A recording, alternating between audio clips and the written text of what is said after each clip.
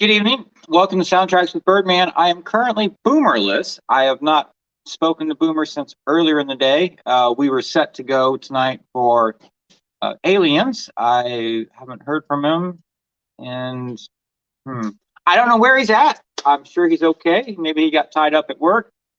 And Boomer, being a boomer, doesn't know how to send a text message because he can't make his thumbs use the. Oh, he just sent me a text message. He can send a text message. Everything okay? So he just asked me. I'll ask him, "Where are you? Where?" Y'all can see me type. Where are you? There we go. Just send him a text message. Okay. Okay. So we'll wait a couple seconds for Boomer to show up, and hopefully he will show up soon. Happy Alien Day, everybody. How is everyone? I hope there have been no face huggings going on. Welcome to chat. Big Al presents. How are you? Good to see you, my friend. David Pensack's in the house. They mostly come at night, mostly. Just like Tinder dates. Ha! I don't know. I haven't had one because I keep swiping left. Bosch McFadden, hello. How are you, good sir? Are you a fan of James Horner's score for Aliens? I'm sure you are because you seem like a classy person. Yes.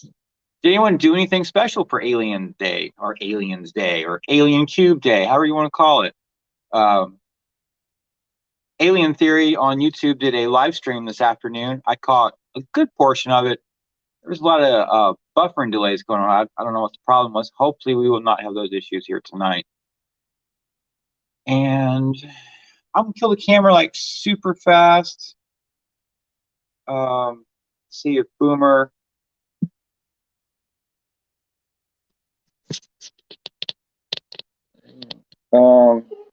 what is it, buddy? Tyus is here. Don't eat my arm. Don't eat my arm.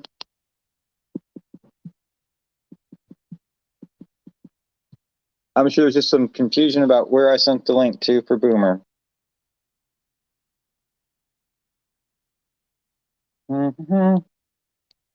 He says he's still waiting for the link for the show. I was like, brah, I emailed it to you. Yeah, so that's cute. Which email? I don't know. The only one I have.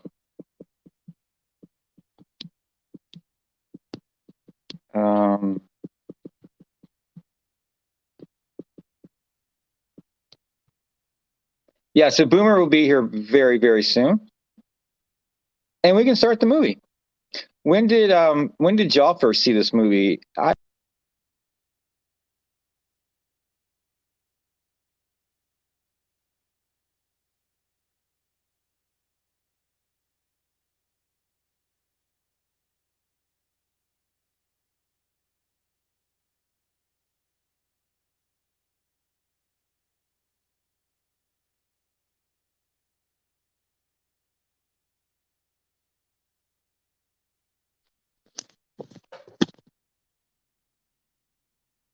So hopefully Boomer will be here in one quick second.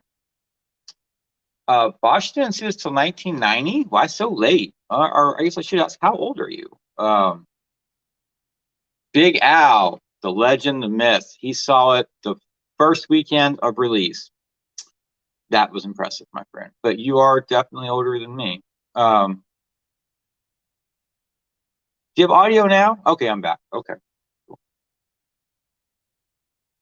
Oh man, David Pensack says he saw Aliens on a sneak preview ahead of the release. So jealous, so jealous. And, come on, Boomer, hurry up, Boomer, hurry up, Boomer. Big Al, do you have a way to message Boomer to say like, hey, check your whatever email, it's the one that's got your Christian name in it. I don't want to say it out loud because he'll get pissy with me.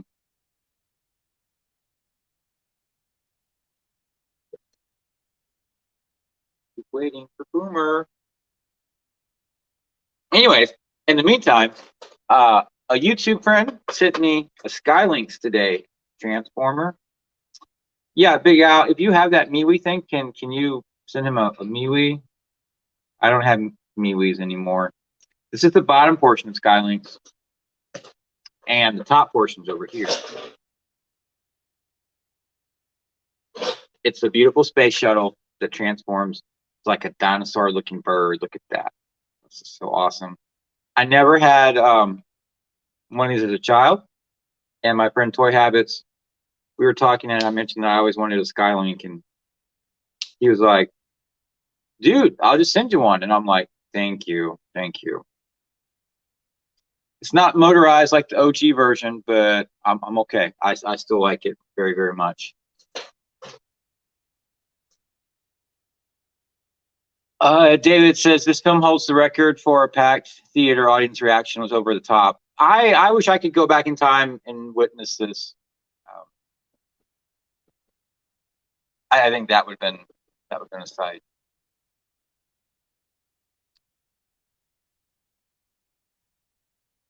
Yeah, Bosh, I was scared to transform it on the live stream because I was afraid I haven't transformed a transformer in a couple of decades, so I was worried I might end up breaking them. So I did not want to do that on screen.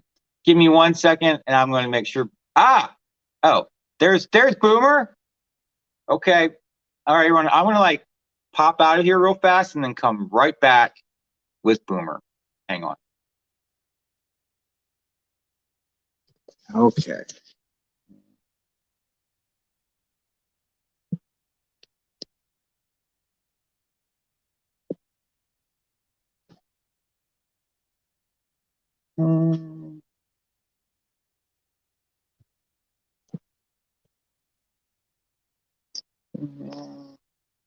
Compose. Okay. Oh. Oh. What?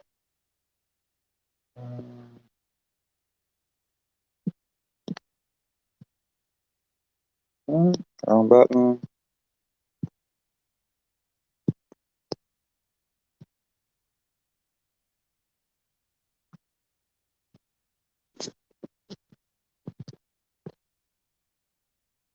Okay. Hopefully Boomer got it that time. He'll be here. Ooh. David Pensack wants a smart gun for Christmas. Those are a little bit big for my personal taste. I would be fine with the pulse rifle. I'm good with that. And that over-under grenade launcher, definite primo.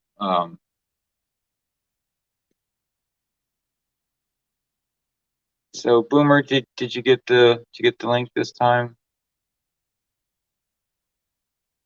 Can I post it in the chat? Do I have that? I don't think I can do that. Okay, Boomer will be here any second, I'm sure. Although internet's probably slower in Florida. There he is.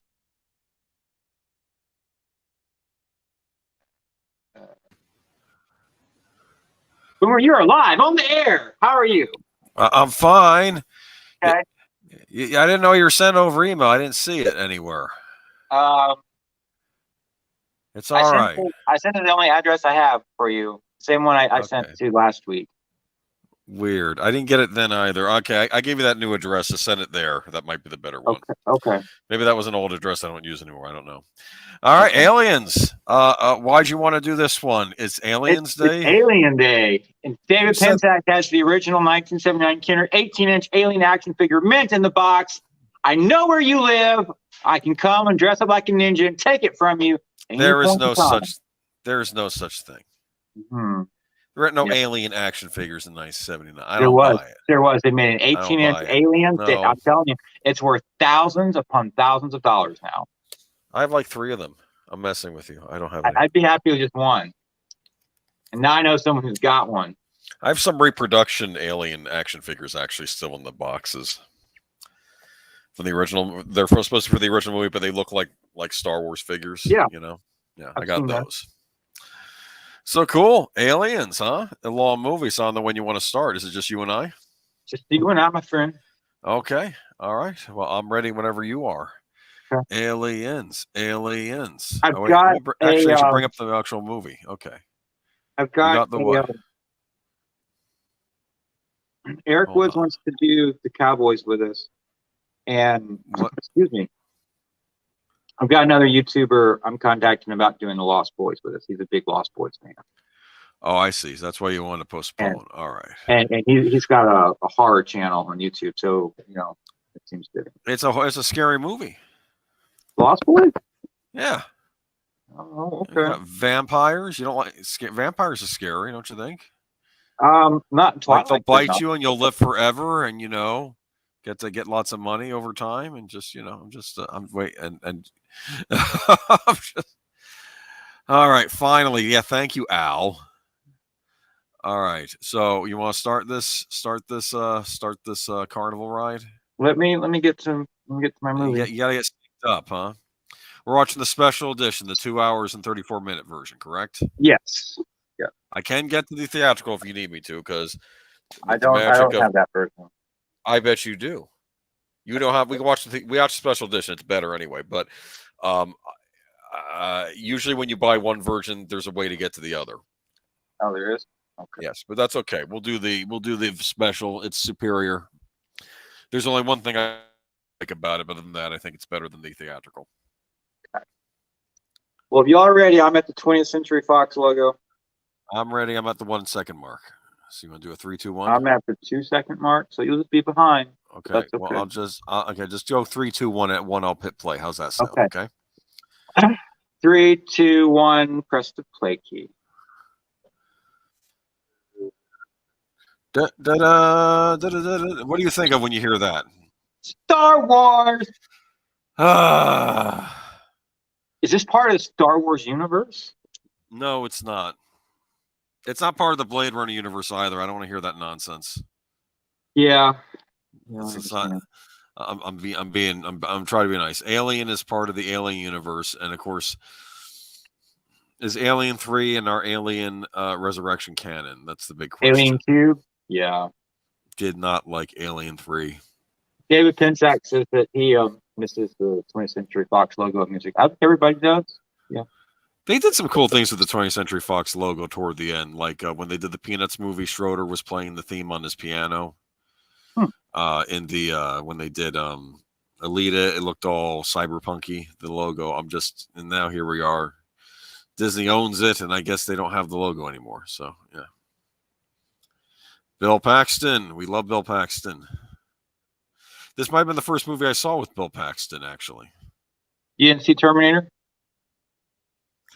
Not before this. I saw Terminator after. I saw Terminator in preparation for Terminator 2 because I had never seen it before. Music composed by James Horner. I saw this before I saw Alien. This was I saw Alien on video cassette at my best friend's house across the street. Alien? Without my mother's permission. Oh my goodness, you probably got into trouble, huh?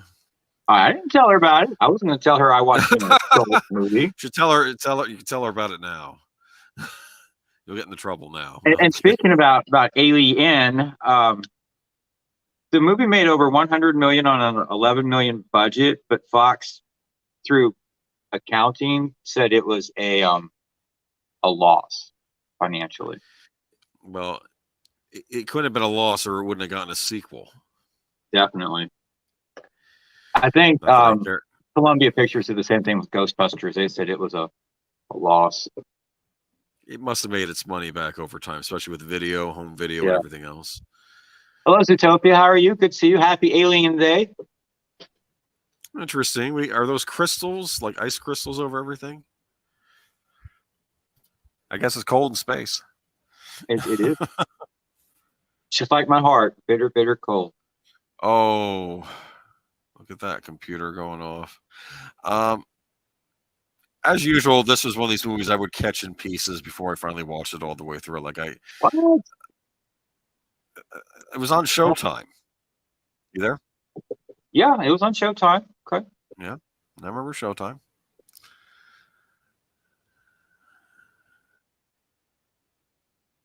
Look at that.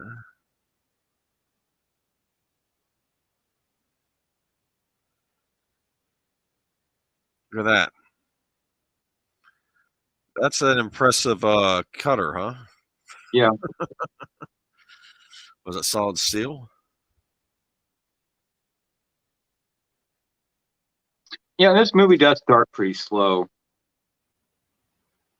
Well, to be fair, I think the theatrical version cuts out some of this stuff. But again, I don't mind it. It adds some weight to the Ripley character when you find out what she's going through, which we find out in a little bit. All right. Zootopia, it's just you must have typed the wrong number there. He says he bought all 6 Alien movies last week. I don't think there are 6 Alien movies. There's Alien Yes, and there are. Aliens. Prometheus and Alien Covenant are the other two. I don't think there are 6 Alien movies, but you know, Prometheus and Alien Covenant are the other two. That's what they're counted as. I don't think there are 6 movies, Boomer. Okay. I have problems with both of those, but compared to Alien, I hate Alien 3. I know people go after Resurrection. I don't hate Resurrection as much as Alien 3. Resurrection has a ton of problems, but Alien 3, I remember that was my birthday movie. Like when my birthday, you get to go see a movie, and I'm like, yeah, I'm gonna go see Alien 3 because Aliens kicked ass. I want to see Alien 3. Oh my word, that's not a good movie. Oh. I went to see that on like the last day of school that year.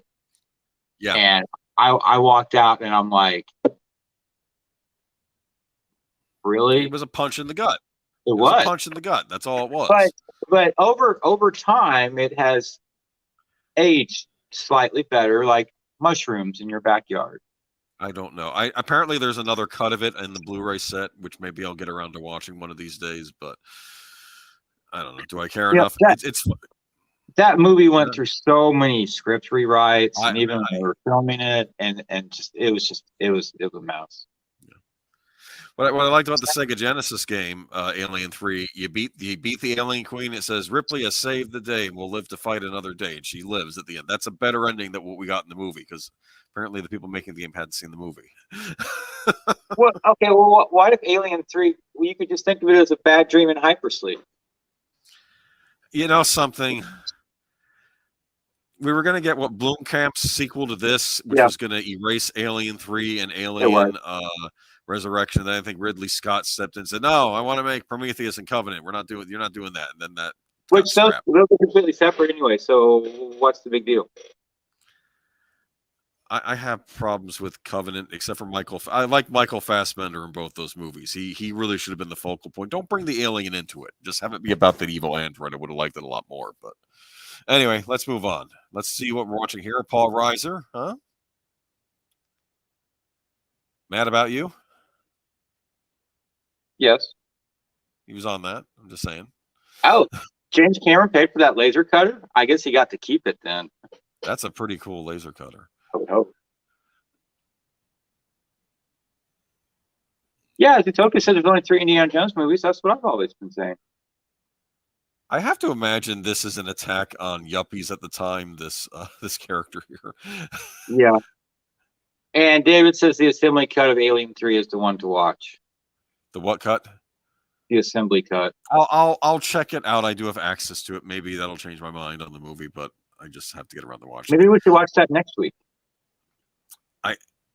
We got the Cowboys next week, don't we? If Eric's available. Well, there you go. I haven't heard back from him. Just blind luck sandwiching finding when they did. Kiddo. I hate this guy. Look at the cat.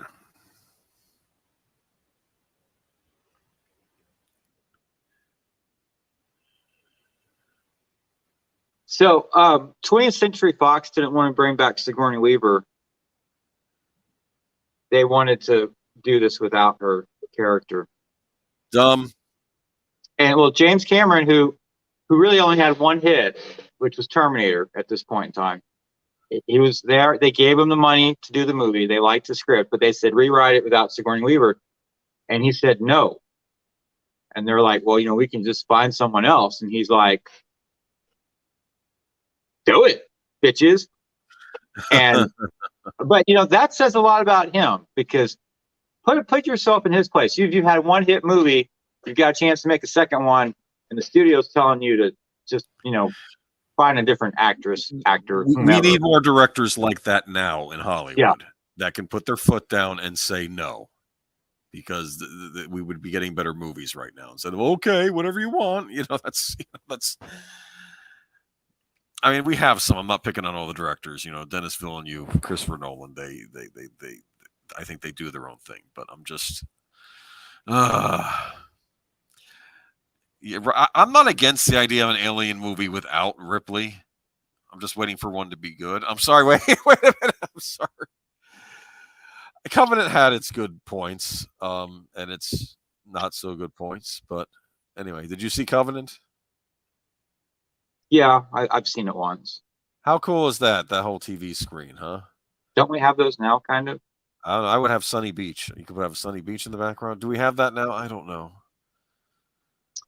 And Everything in the think 80s. that brings up the fact that Sigourney Weaver got an Oscar nomination. She did, but she lost to, who was it? Marlee Matlin for Children of the Lesser God. What was it for? Working Girl? No, Children of the Lesser God. Oh, no, I meant Sigourney Weaver. Won an Academy Award? I know. What was she nominated for? For Aliens. She was nominated for Aliens? Yes. I didn't know that. Her, Marlee Matlin, Jane Fonda, Sissy Spacek, Kathleen Turner, Sigourney Weaver, all Best Actress. Marlee Matlin won for Children of the Lesser God. I don't know. I remember there's a certain Siskel Ebert review out there, which I don't think was too kind to this movie. Well, what did they know? Siskel was harsher on it. They didn't like Lost Boys. I was watching the review of that. I'm like, you kidding me? It's a classic now. What? Well, James Horner got nominated for Best Original Score. He did not win that year. Round Midnight by Herbie Hancock won. Other contenders were Hoosiers by Jerry Goldsmith, The Mission by Ennio Morricone, which I think should have won. And this completely blew my socks off. Star Trek 4. Oh, yeah, that's not a good score. No, not at all. It's not awful. It's awful. You think it's awful? That's fine. It's awful. At any rate, this was not in the theatrical version, I believe. This stuff with Amy. It was not. No. And it's interesting when they did an Alien video game. Sega made where you actually get to play as Ripley's daughter, and I think she's out looking for her mom, and she runs into the xenomorph. But what are the odds of that? I think she's trying to retrace steps. I don't know. I didn't play the game, but I'm just saying there is a game. Well, it's also got Oscar nods for art direction, editing, and sound, which it did not win. It did win for sound effects, editing, and visual effects. Interesting. So it won 3 Academy Awards. It's nominated for 7. That's good. 7 Academy Award nominations. Yeah. So here we have, I guess this is the Wayland Corporation. Yep. Are they still Wayland in this? Yeah. This is what's interesting in this, it's they're more almost incompetent here than evil. I mean, they're not good guys, obviously, but in the movie, it was almost insinuating like they gave orders to Mother, crew is expendable, get us whatever dangerous life. That was 57 years ago now, too. Remember, right? So who knows who's running the corporation now, right? And maybe they swept that under the rug. It's just.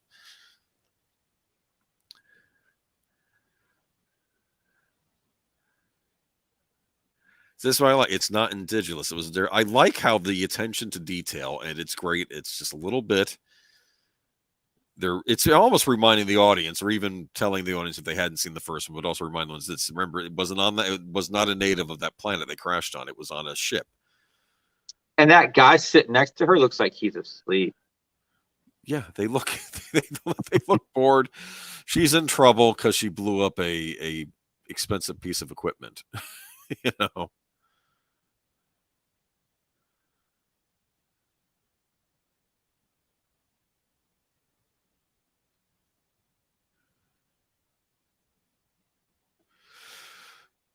So I like this. She one of those things gets downier than that will be.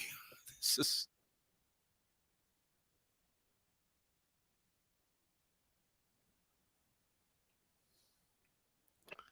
David says they're Italian car seats that they use. Really?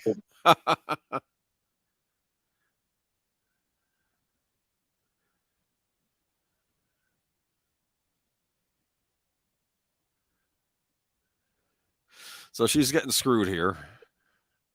Well, she doesn't have any proof. I mean, Well, the ship's been destroyed. I mean,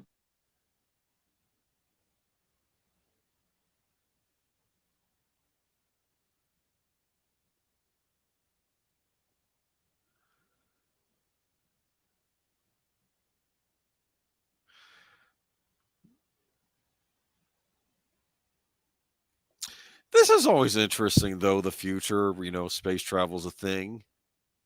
They'll mention in a minute they're starting up colonies. Kind of exciting, right? yep. It'd be neat if we had like a colony somewhere.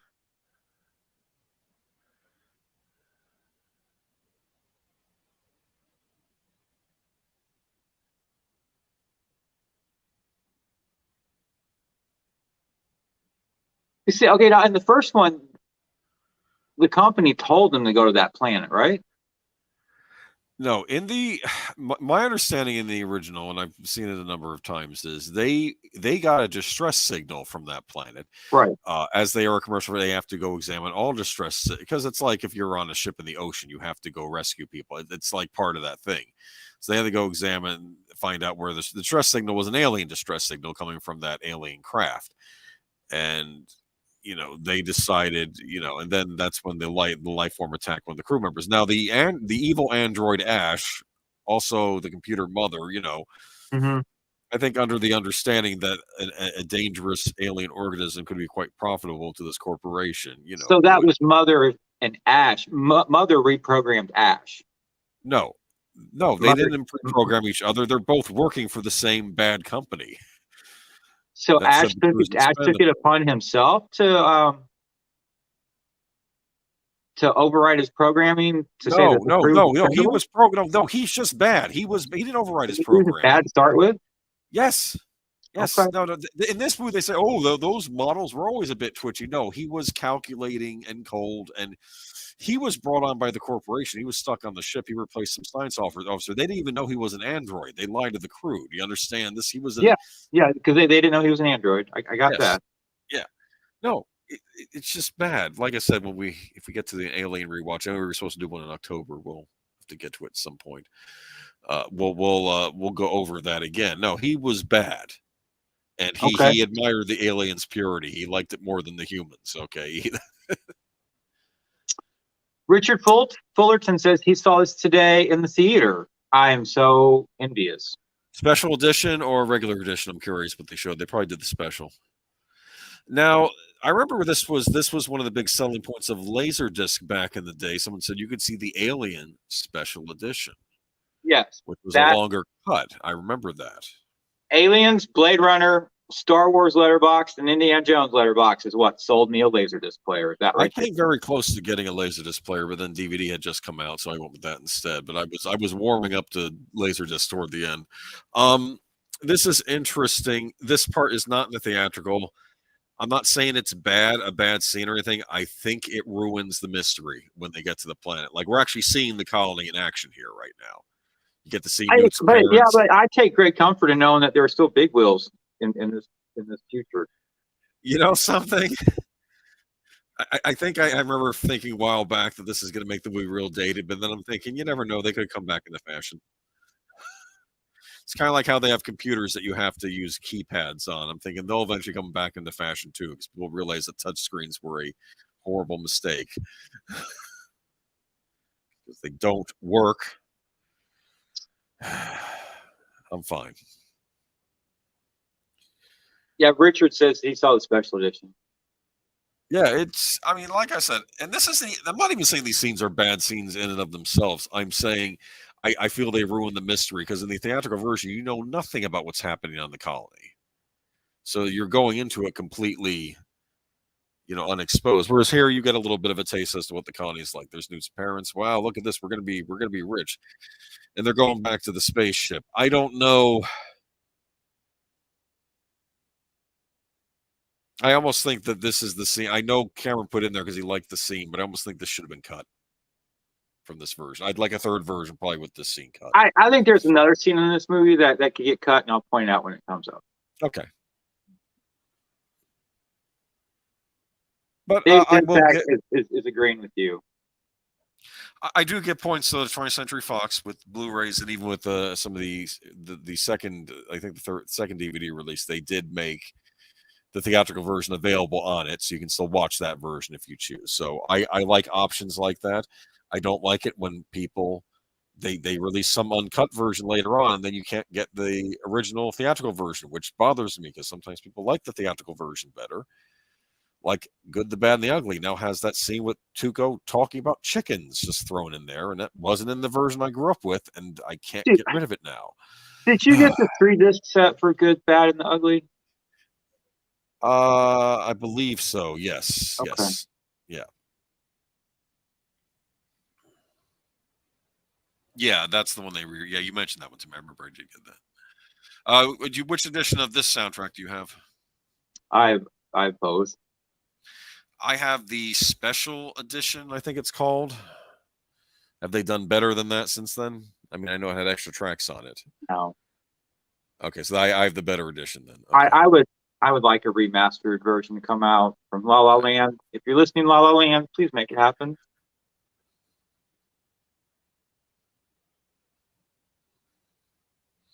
Yeah, Richard says he likes it and you can't choose the version that you want to watch. It's hard. I think the stuff with Ripley showing that she lost her daughter, no kin, and I think it helps with the bonding she has with Newt in this movie. So I'm fine with that being in here. And like I said, I don't have any issue with these scenes right here.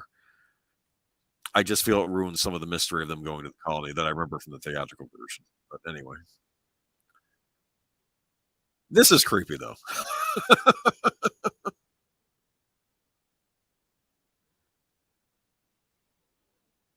He just wants a hug, you know? No, those things are awful. David says the Amadeus tactical is superior to the director's cut.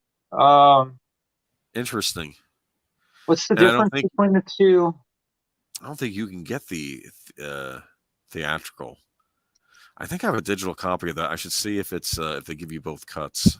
Sometimes they do that. There's the cat. I would hate living in this apartment complex. I'm just going to throw that out there. It's too monotone for me. Yeah, well, welcome to the future.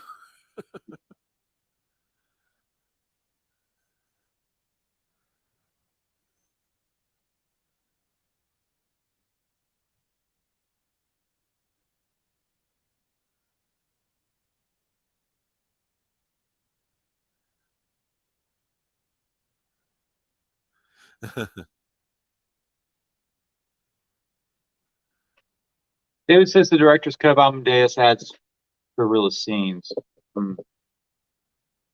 Has what in it? Extra scenes. Extra scenes. Okay.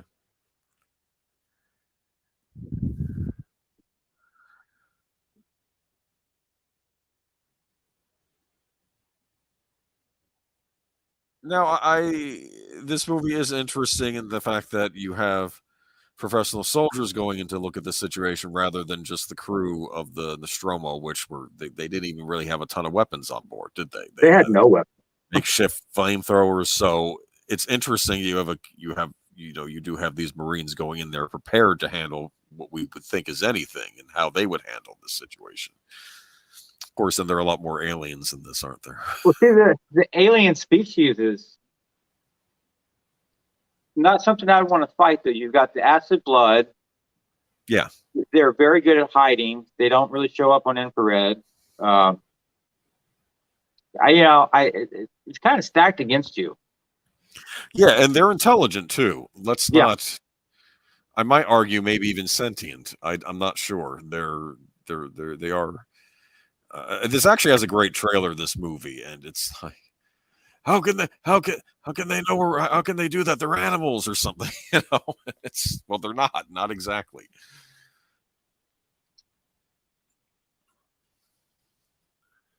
Yeah, I think the reason why I've never liked Paul Reiser is because of this film.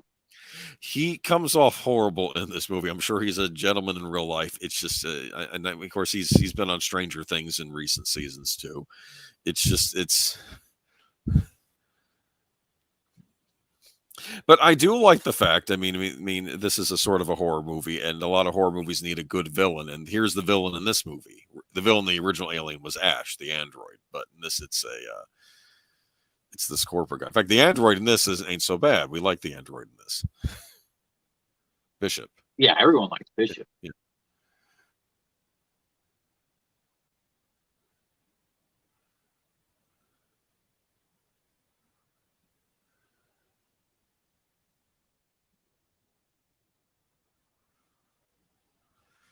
So she had another nightmare. Do you have this on LP, Boomer? Huh? Do you have No, Aliens on record? No, just the CD. I'm happy with the CD though. Well, someone has the special edition record store day acid blood colored LP. Oh, did you pick that up? When as soon as it dropped, it was a record store day exclusive. I think it was last summer. By the Maybe? way, supposedly the second part of your birthday present is coming out on May of Christmas present. Your Christmas present is coming out on May 5th finally after it kept getting delayed. Oh, So we'll see. cool. Thank you. Hopefully you'll be getting it soon. Oh, look what I got today. What'd you get? Let me take a look. Hold on. Oh wow, what is that? This is the top half of Skylinks. What is Skylinks? Are we friends? How are we friends? Skylinks is like a badass transformer that I never had as a child. Okay. I mentioned it before. We were talking Transformers. And they just reissued him, and he ordered Skylinks for me. Cool. Yep. I'm going to be getting some amiibo soon. So, well, okay. At some point. Put some cream on that. Maybe they'll go away. I'll tell you about it later. All right, look at that. Look at that ship, huh? I love spaceships. I love old model work. You see this in the theater and it looks real. I actually saw I had the privilege of seeing Alien in a dinner theater, the original. What? Yeah, in Orlando there was a dinner theater. They did Alien one Halloween season, and it was neat seeing it on the big screen. And the model work holds up. I think this tracking shot's a little long. I guess. I mean, I don't know.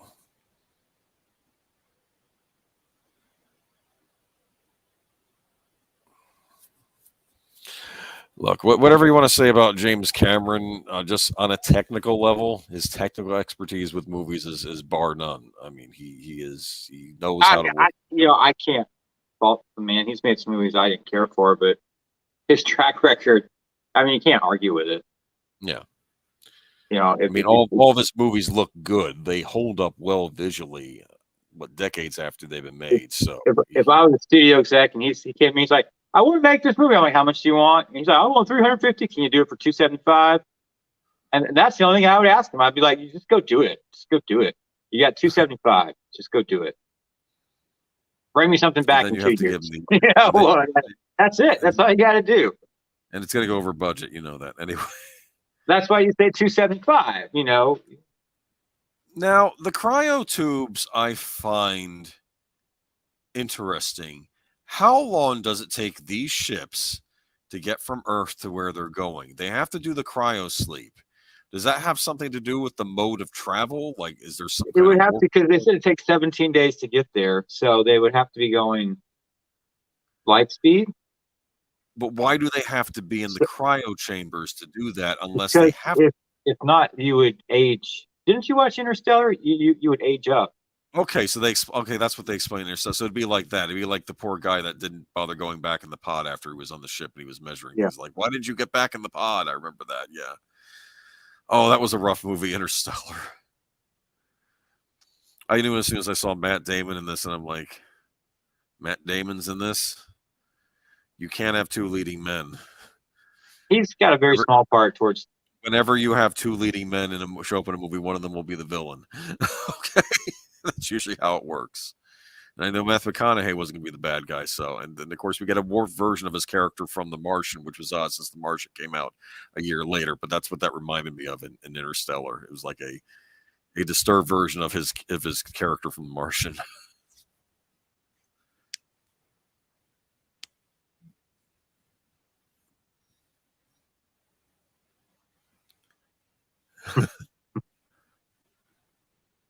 To my eye, yes, I love the dialogue here.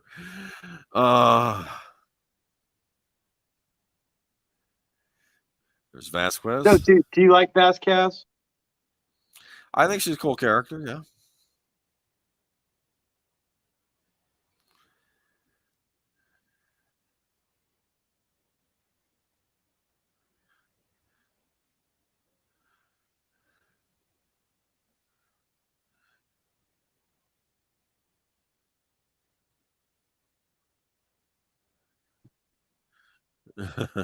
How many pull-ups can you do, Boomer? I'll plead the fifth there. Okay. don't want to answer that one. That was my most hated part of gym class back, even in elementary school. Sutoka says you don't have to keep better this. with leg pull-ups. I got strong legs. It's Okay. yeah. Sutoka says if you're in cryo, so you don't have to keep as much supplies on board. Okay, it's fine. I just want to make sure that that's the dumbass colonists. See.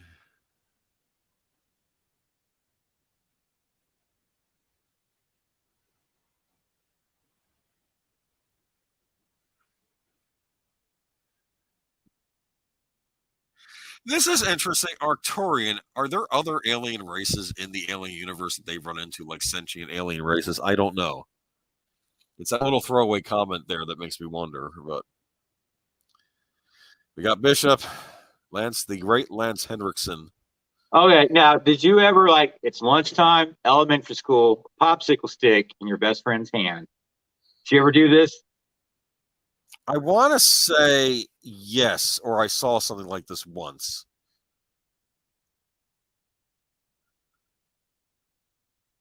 Oh,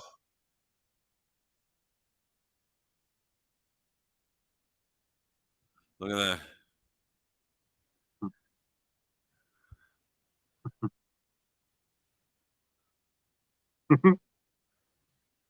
I love that. I thought it was funny.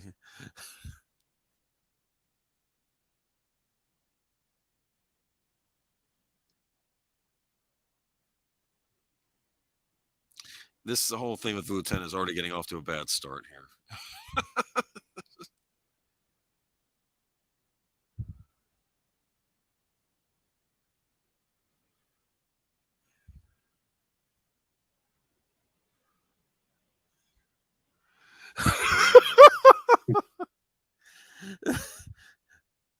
Artificial person myself. Yeah. The problem is the last android I had on a ship tried choking me to death with a porn magazine. That's what I don't like. Was it a porn magazine? It was a porn magazine. He was trying to shove down her throat. Yes, that makes it even worse. It was a dirty magazine. It's. I must have missed that detail. I love this. The A2s were that will never happen with our behavioral inhibitors. Impossible to harm or mission action allow being harm to the human being.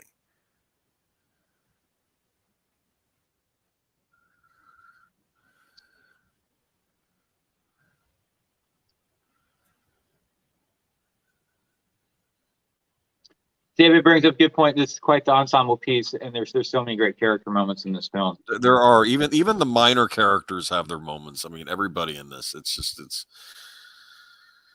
I actually like this team of top hombres.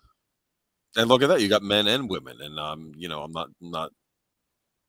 It's not weird at all. At least not the way it's presented here. Yeah.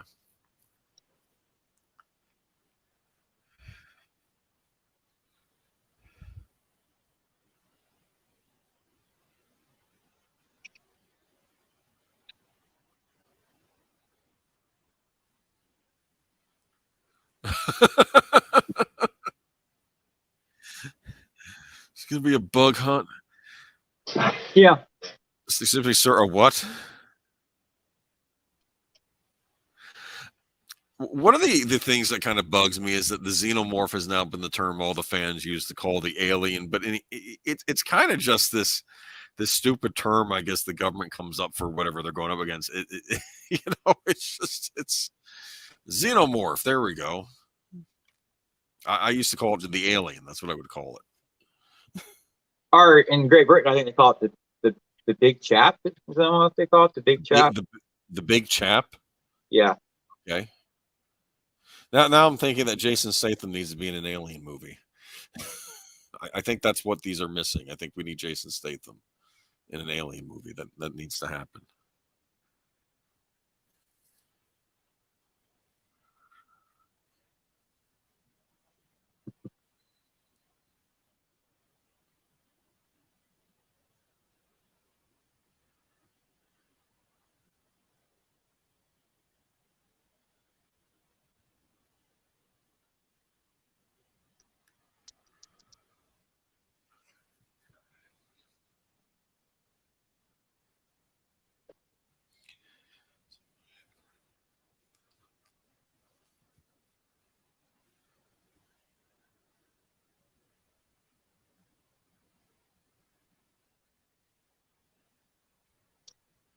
I think her salary was 1 million for this film.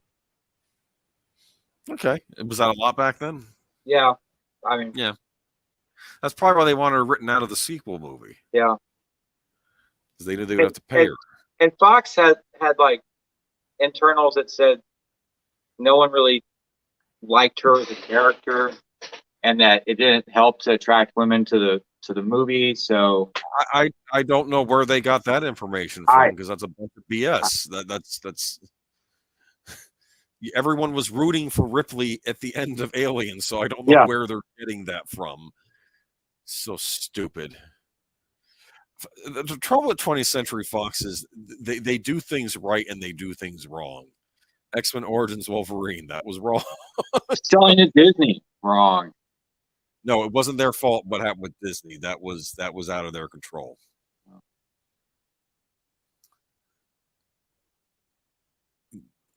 At least on the studio end, that was beyond their control. I don't know about the other thing, but that was my impression, at least. Because they had movies in the works over at 20th Century Fox that we'll never see now. They were going to do a Redfall movie, and then that got scrapped after Disney took it over.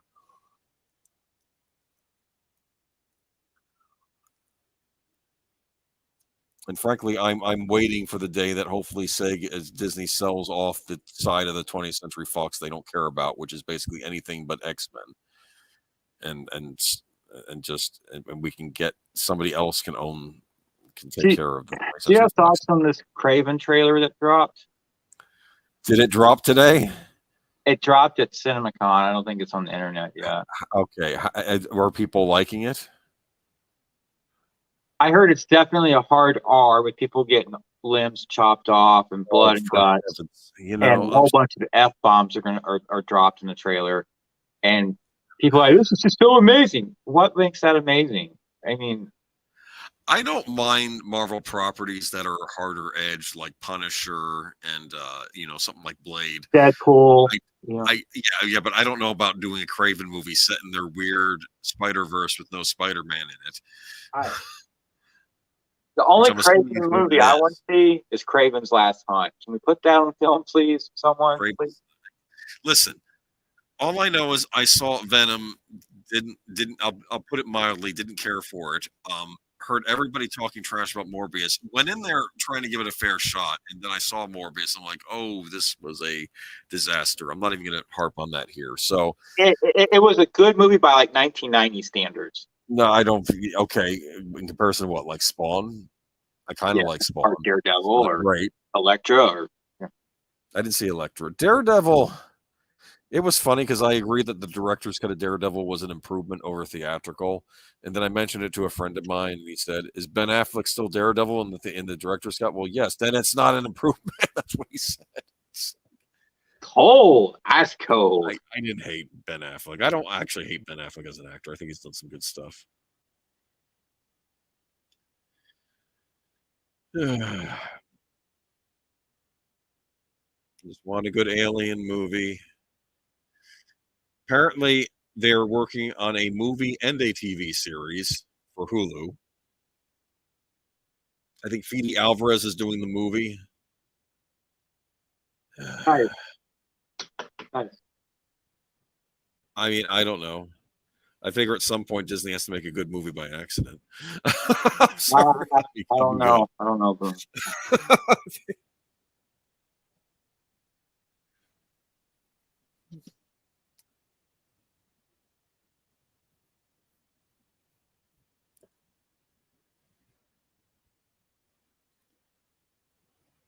Have you seen the trailer for this movie? I don't think I've ever seen the trailer for Aliens. I've just Check seen it out when you get a chance. It's a good, solid little trailer. It starts out with all Marines. It starts out that way, and it's like, oh, they're the Marines are going in, and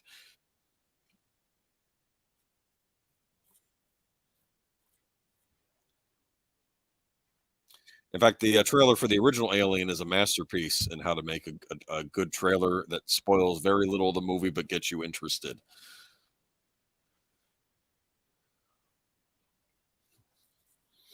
Now, as we see by the patch, the United States still exists, which I wasn't sure about because I didn't know if these were just futuristic Marines modeled after the nope, but the United States is still there. He's got an American flag on his lapel. See.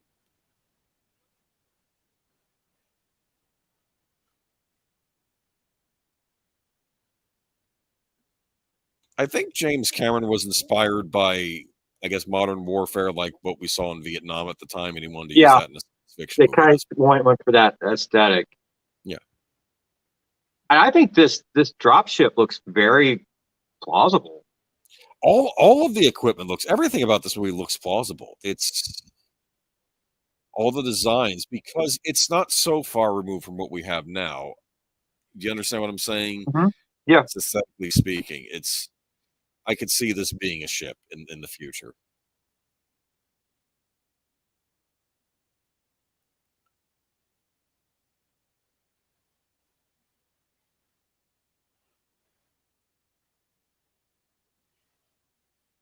Love Hudson. Hudson talks stuff, right?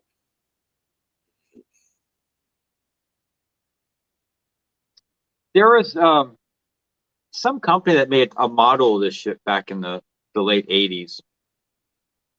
I never ordered it, never had it, but I just thought that would just be so cool.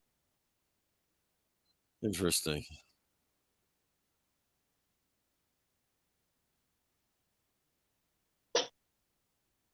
Big Al says the dropship looks like Osprey of the future.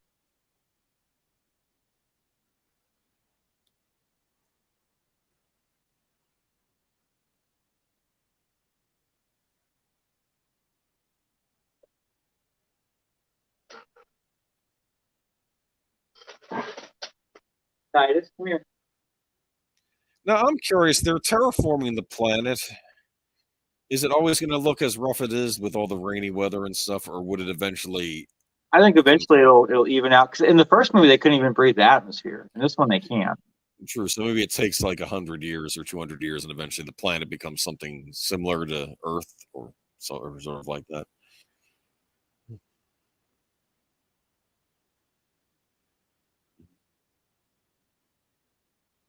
We don't get a lot of big science fiction movies anymore, do we? I'm trying to think what the last one I saw was. There was Interstellar. That's been a couple of years. It's been a few years now. Yeah, I remember when I seen it though. Remember that was up for special effects Oscar, and they were talking to the voters, the Academy voters, and one of them said, "I don't really pay attention to special effects." Yes, but you're voting in a special effects category. Maybe look at the movie where I went to see it. I thought I was in space instead of it thinking I was just looking at some CG. That might be Interstellar. Pick that maybe for best effects. That might be nice. Yeah.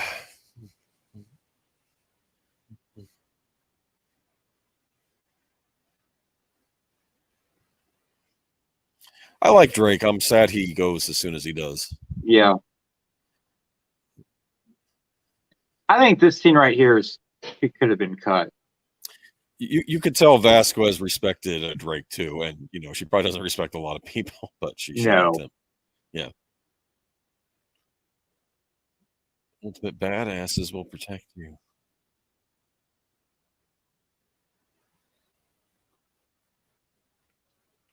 I don't mind them explaining the weapons they got though, because we kind of want to know that.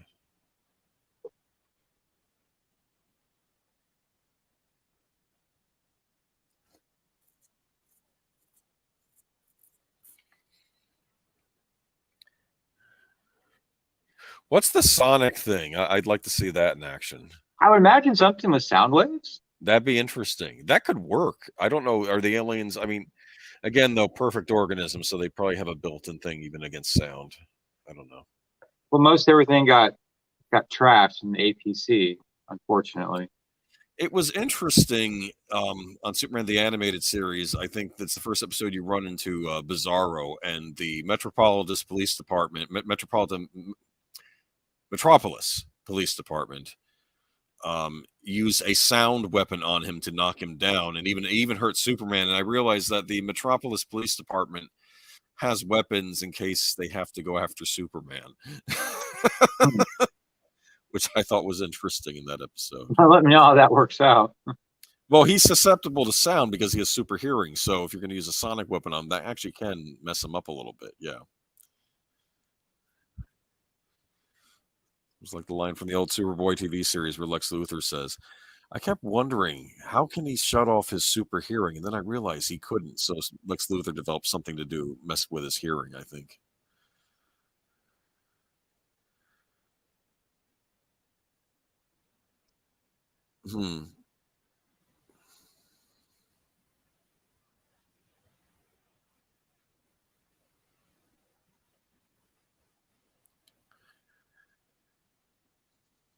Now, see, in the theatrical version, all you know is they lost contact.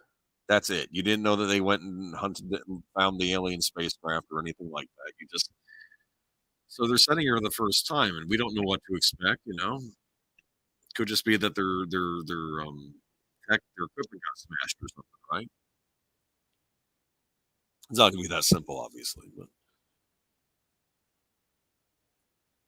you like the tank? Yeah, I do. Yeah, I do too. Those are one of my favorite parts. I think those were airplane tires that they got to put on it. Part of me wonders what conflicts have happened in this universe since our modern time, too. I mean, is it just future world wars they went through? I mean, I don't know.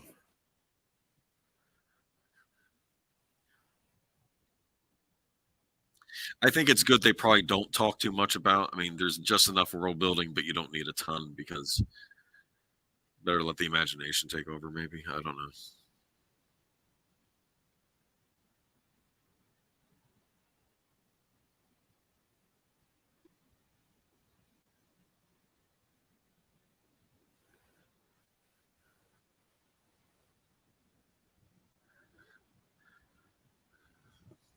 Of course, like today, this would all be just everything would just be in the computer. What do you mean everything being in the computer?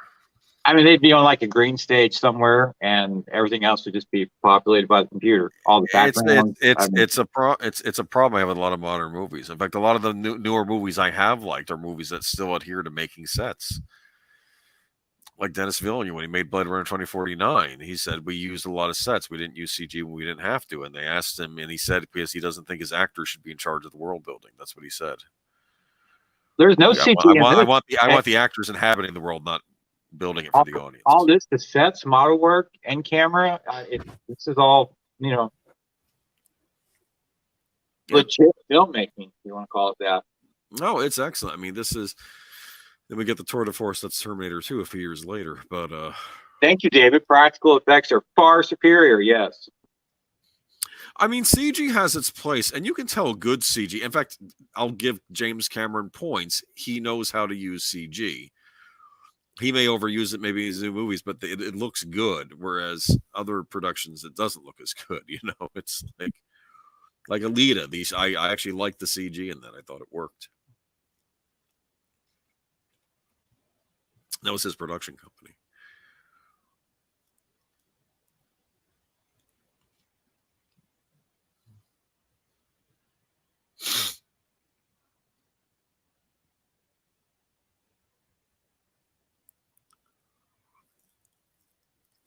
Now it's interesting. Ripley's there as an observer, right? And to give them input on this creature, right? She's not really supposed to be getting involved. Why is there no music here? You heard a little bit, don't you? No. It's there's some ambience coming in now. I think that's the sound effects. I don't know. I thought I heard music, but James Horner, he was supposed to have had 6 weeks to score this film, and he got to London, and they weren't done. yeah, I heard that they had a very bad relationship after this, but that I guess he smoothed things over to get him to work on Titanic. Yeah, but I think he had like 2 weeks to score this, and even during that time, they were still recutting the film. He would score something, and they come the next day and be like, "Oh, hey, you need to redo this. We just changed it." And the movie was going to come out. I think he said the movie was going to drop in 4 weeks, and they had to be done in like 3 days, and they hadn't finished the film, and it was like the final scene, and they kept changing it up on him. And James Horner finally told James Cameron, he's like, "Look, you can't change it anymore. We are out of time. You need to decide what you want, and we got to get it done because I have to write it. I have to give it to the copyists. They have to print it up. We have to give it to the players, and we got to record it, and we're out of time." And James Cameron got pissy, and Gale Ann Hurd got pissy, and they threatened to fire him. And James Horner was like, "Go ahead. Go ahead. What happens to you then? Go ahead." And they finally decided on the final, sequence of events for the end of the film. He wrote something overnight. He stayed up 36 hours, wrote it, got it printed up, recorded it, and then in the final edit, they took it out and replaced it with something else. And I guess Horner wasn't pleased. I mean, he's like, it's one of those things that happens with, it happens. So, yeah. But yeah, they didn't work together again until Titanic. Yeah. And James Cameron had been listening to Braveheart while he was writing Titanic. And he called up James Horner and was like, "Hey, you want to have lunch?" And he's like, "Okay." So deleted scene. Sorry I couldn't join you live. I'll drop a like and catch the replay. Thank you, sir. Appreciate that. I hope you had a good alien day, and watch out for face huggers. David Pinsack, it's all Gale Ann Hurd's fault for the score time shortage. Is it her fault? Okay, we can put blame on her. I'm cool with that. Look at that. We're getting, for the love of Pete. What's wrong, Boomer? No, my thing buffered a little bit. If buffers going to last for a timestamp, I'll just ride with it. Okay. I'm not at my normal dwelling place. It's okay. How's the house coming along? Okay, but it's going to take a few weeks. This is just... It always does. I am almost done with the piano room. 10 weeks. Finally. I'm like, are you kidding me? 10 weeks to get this thing done? That's a lot quicker than what I would have thought. I don't know. I just...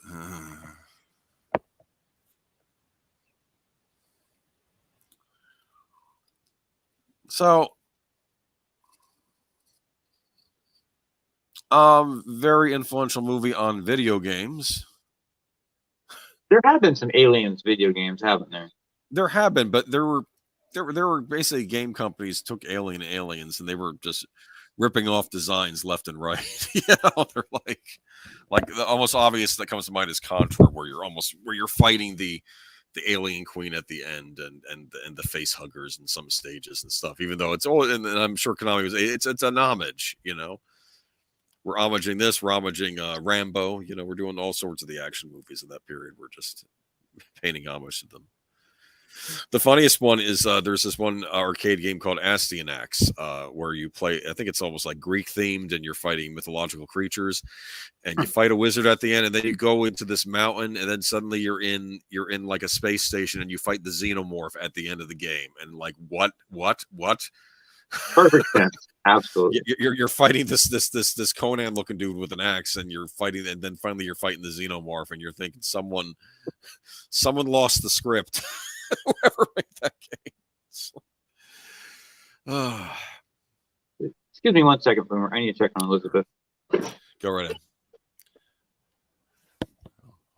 See if I can see what the chat's talking about. One of my favorite games for the TurboGrafx 16 was called Alien Crush, which was a pinball game, but it is heavily inspired by the Aliens movies. You're attacking things that look like the xenomorph on a pinball table of all things. I would imagine there was an Aliens pinball table at some point too. Used to do pinball tables for everything. That might be kind of cool. Aliens pinball table? Yeah, yep. I would think so. Yeah. Did we go over the budget and box office for this? What? For this movie? Budget was 18.5. Box office was 184.7. Then they said they did an additional 50 million on video cassette rentals. I'd like to know when they cut that off, because this has been making money on video, laserdisc, and DVD for 30 years. Well, it's interesting. I mean, people have been making point on some of the channels I follow that Hollywood used to have a lot of different revenue streams for its movies. You had theatrical, which is of course the big one, but there's cable, there's home video rentals, as you just said. Because they used to get a lot of money from the rentals. People want to buy their own copy at some point. Nowadays, it's especially with streaming, they're cutting off a lot of their avenues of money because everything goes direct to these streaming services. And I'm thinking, I think some exec over at Sony says recently stated he's like, streaming sucks. He just hates it. Wouldn't you rather have someone pay you to license your product and then you don't have to fool with it? I guess. That freaks me out. Well, think about it. Disney makes a movie for $200 million. Then they're going to put it on Disney Plus. Okay. Our Netflix could pay them like $10 million to have it on their service for 6 months, and then they can shop it around from Netflix licensing it out, or from other streaming service licensing out. Instead, everybody wants to start their own streaming service, and I think it's been a horrible mistake. I think a few companies can do it. HBO can do it because they basically used to. I mean, they had HBO. HBO's been around for ages, but Jason Killer, when he was first running HBO Max and he was doing the day and date theatrical, I don't know how much money they lost because of that. And they got Christopher Nolan furious at them. He left Warner Brothers. He's not going to work with them. He's now working for Universal. It was really stupid. Killer got canned a while ago, but it's just there's a lot of incompetence over at Warner Brothers. I think they're doing better now. I'm still holding my breath on what they're going to do. I think doing a Harry Potter TV series is probably smart. Did you watch the new Flash trailer? I have not. I'm going to. Does it look good? I'm not a DC person, and I'm definitely not a Flash fan, but I'm excited for this movie. Okay. I'll give it a look. I like DC, but I've just not been a fan of these DC recent movies. The best they've been is okay.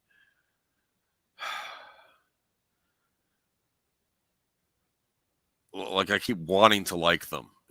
I'm like there because I'm a DC guy, and I keep wanting to like them more than I end up liking. I mean, and I've not seen any theatrically for a while. It's not since Justice League. I think I was done after that. When I saw Justice League, I'm like, no.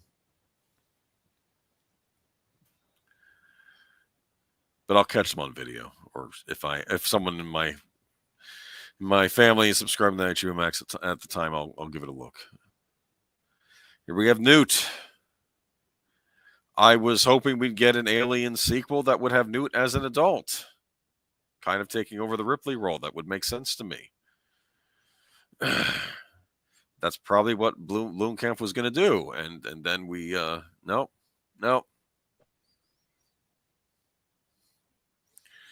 Gotta do Alien Covenant. That was the second one, right? Yeah, Prometheus was the first one. Prometheus was. If we're going chronologically, and who knows, I don't know. I don't know what's canon with Alien anymore. This is it's all over the place. But if we're going by 20th Century Fox's chronology before, I guess they got sold to Disney, it was Prometheus, Alien Covenant, Alien, Aliens. In fact, they were supposed to do more movies between Covenant and Alien that would make it match up better, but I don't think those ended up happening.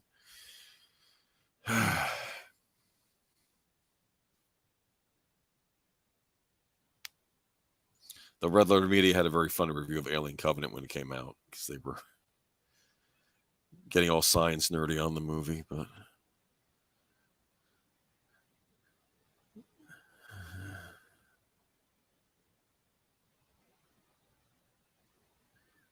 but hey, I have to give them points. We have yet to see the alien, right? Maybe that's why Cameron sucked that scene in earlier at the colony. He wanted us to show us a face hugger earlier because he probably felt we're not showing anything. Imagine audience members in the theater version. They're like, I paid to see an alien movie. There are no aliens. Yeah, I don't know if you noticed the watch that she's wearing, but that's like a real legit watch that was made in the 80s. I hate to say this. Sometimes when I look at the 80s, it feels more futuristic than now. Yeah. When you look at everything, also a lot of the technology they had back then, everything was popping, everything was expanding. Whereas now we get all these minor increments. It's not, I don't know. And that watch goes for cray prices on the collector's market. I would imagine it's yeah. And it's ugly as get out. It's like wolf ugly. It's just yeah. There is some bad 80s fashion. I'm not gonna lie there, but yeah.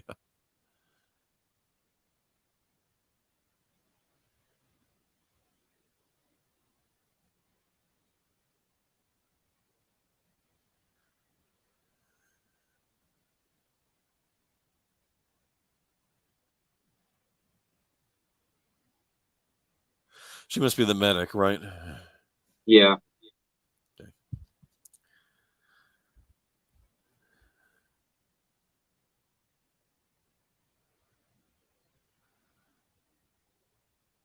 She is now a school teacher in California.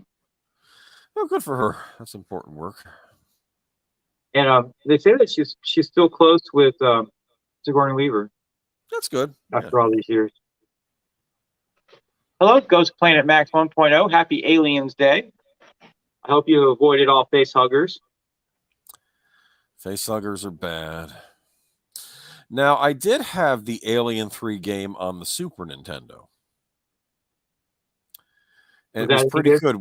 Whenever you would lose the game over screen would come on, and you'd hear a guy that sounded like Bill Paxton saying, "It's game over, man." You know, it was basically in the game you get flamethrowers, machine guns, grenade launchers, because they probably said, hey, in the movie she gets no weapons. Yeah, we're not doing that for the game. Other than that, it actually follows the movie somewhat closely. She actually dies at the end, like in the movie. So, but other than that, it was a pretty neat game for the time. They've done other Alien games. They did an Alien trilogy game for, I think, PlayStation and Sega Saturn systems back when they came out, like a first-person shooter Alien game. They've done Alien versus Predator games, a bunch of those. Here we go, Newt. Have you seen the Hasbro Nerf pulse rifle they got out? No, is it based on Alien? Yep. It's a pulse rifle in like Nerf gun colors. Maybe I'll pick that up. Yeah. Lost my Nerf gun, didn't make it through the flood, so maybe I'll get a replacement one.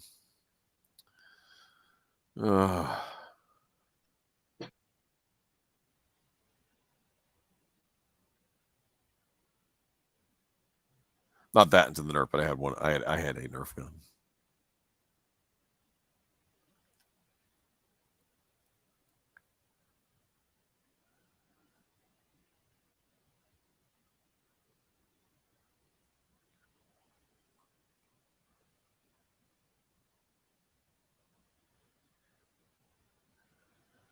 Where are they? They're dead, all right. Can I go now?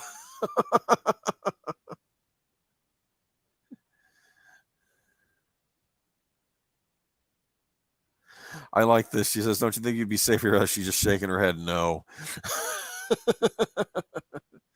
They're soldiers, and she's like, "It won't make any difference." She's right. Here we got Bishop, and he still has that weird fascination, just like Ash did. I think this is to throw us off, thinking, is he going to go nuts too and Yeah. mess with the crew?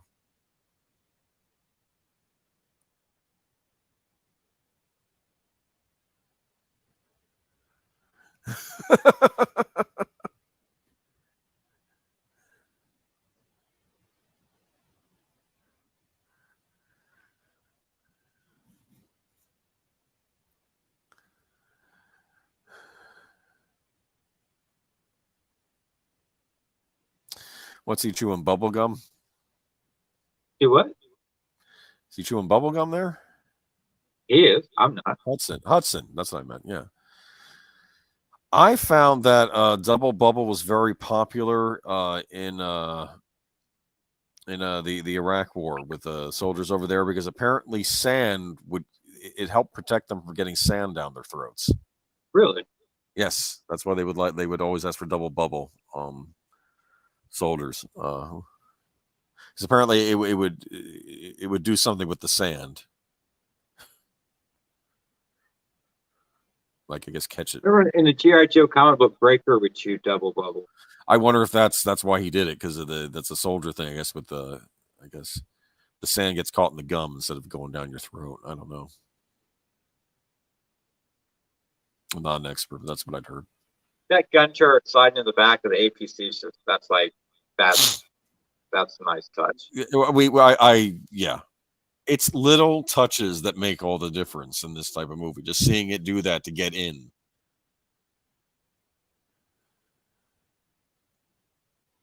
It's interesting because Roger Ebert was pointing out about Japanese animation, how they'll animate a scene of some guy adjusting a piece of clothing or doing something minor, and you probably wouldn't see something like that animated in like a Disney movie, but it would help you. What's the word I'm looking for? I guess help set yourself in that world better, I guess, when you're watching it. If you see people doing minor things, like that's a minor thing, like the thing going. But did we have to see the gun turret going back down? No, but it was a nice touch.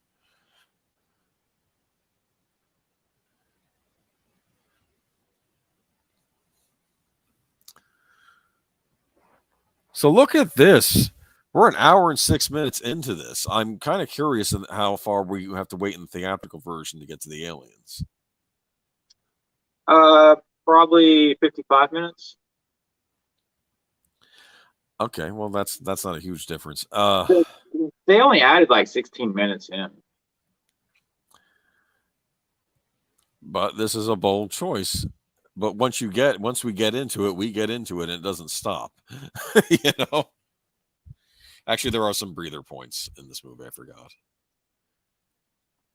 I did make a point. One of my favorite movies of the last decade was Deepwater Horizon, because once the disaster of that movie starts, it doesn't stop until the movie's over. Like it's not like in a disaster movie where you get like a break or something and they can secure things. No, it's disaster starts and it just keeps going.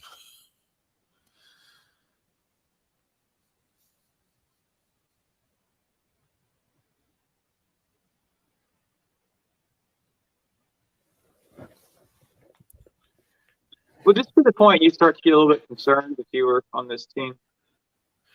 Yeah, and I think they are too. Look at Hicks. He's looking around. This is odd,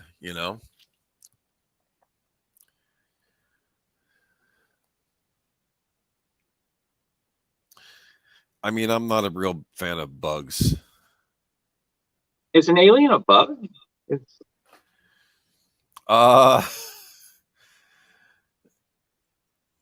Maybe. I don't really see them as a bug. Well, what do you see it as? I mean, don't bugs have exoskeletons? Isn't that what they have? Yeah, bugs have exoskeletons. Isn't that what the alien has? I don't think so. I don't know.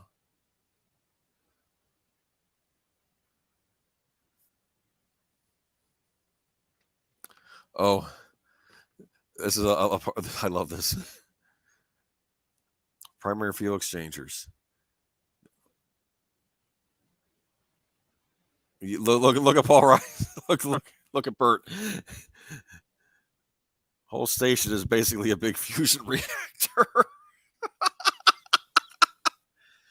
Talk about I mean, thermonuclear explosion. I'm not a military man, but at this point, I would be like, pull out the team. If you can't have firepower, then um, we need to like figure something else out. You know what I'm saying?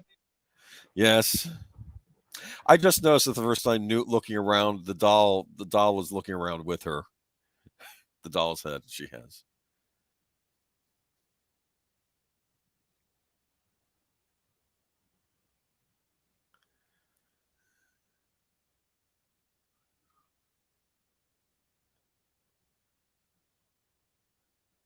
I like those grenades, don't you?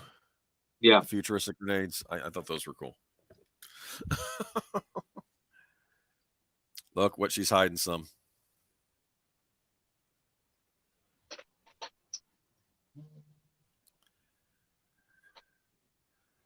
Okay, David says the aliens do have exoskeletons. Okay, well, then why are they slimy? I don't know. They're unlike any kind of bug we've seen. Are they slimy? Yeah, I mean they're drippy. I mean, what was it slime? I mean, because this is a It's like slimy environment. well, I every don't know alien why. we've ever seen's had like a wet, outer skin surface. Actually, you have a point when you buy those little alien egg things to get the alien of it. You get slime with it. I don't know. Slime was big in the 80s. You should know this. It's slime everywhere. Oh, yikes.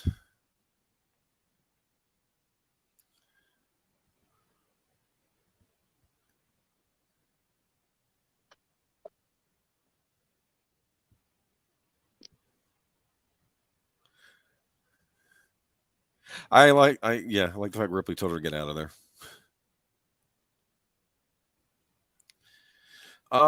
This soundtrack does echo Wrath of Khan a little bit. Hey, yeah, it does. I never really thought about that until today when I was trying to do some prep for the show. Yeah. I always thought they was a kid because I couldn't get my hands on the Wrath of Khan soundtrack as a child. I was like, can I get the Alien soundtrack? Of course, that wasn't available either. You do have Wrath of Khan now, though, right? Of course I do. Yes. Do you have James Horner's Wolfen? No, I only saw Wolfen recently. Okay, well, a lot of the score is like direct ripoff from Wolfen, which James Horner. Interesting. Yeah, I'd seen Wolfen a couple years ago. I finally watched it for the first time because it was I think it was finally available on streaming somewhere. And I was like, well, what are some big werewolf movies I haven't seen? And I kept thinking, well, Wolfen's always been on my to watch list. It was all right. I think The Howling is still my favorite werewolf movie. And a lot of people go for American Werewolf in London, but I do like The Howling.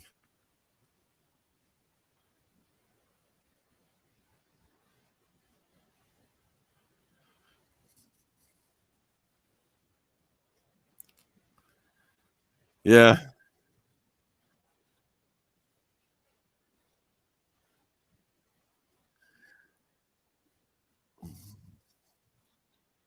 Yeah, David says Horner's Klingon theme originated in Wolfen. Yeah, James Horner will go through phases. He'll decide on something he likes, and he just keeps kind of reusing it for a while. I mean, a lot of directors do that. I mean, a lot of composers do that, right? But okay, Big Al with the big words. A xenomorph is an endo-parasitoid. How do you say that, Boomer? I gotta look. Hold on. Give me a minute. Xenomorph is an endoparasitoid. Endoparasitoid sounds like something that you put cream on so it doesn't hurt your butt. Parasitoid, not parastoid. Parasitoid. Okay, I don't speak French. It's probably Latin. I don't know. I could be wrong here. Yeah, well, I failed Latin, so I didn't take Latin. I took Spanish. my entire life I wanted to do nothing but take Latin. I finally got the chance, and I got a single digit in that class. Yeah, well, foreign languages are hard.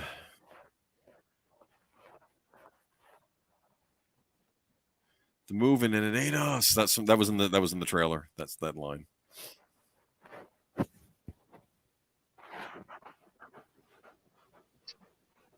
Oh, okay. Al says it's a creature that lives in the host during the early stage of its life and ultimately kills the host. Okay. But does it have an exoskeleton? That's what I want to know.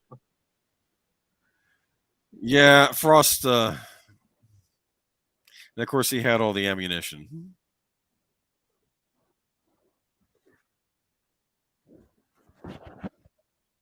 And those are the lucky ones right there. Just. Yeah, this is a bit of a cluster. You know what, right?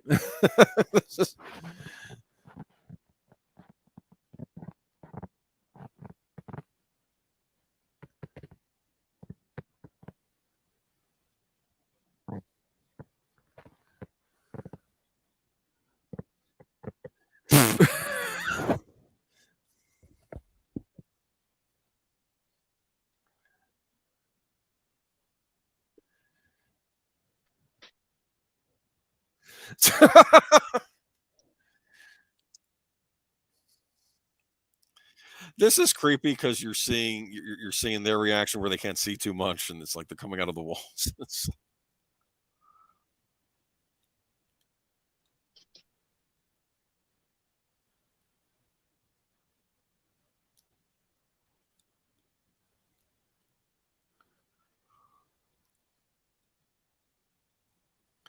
He dead.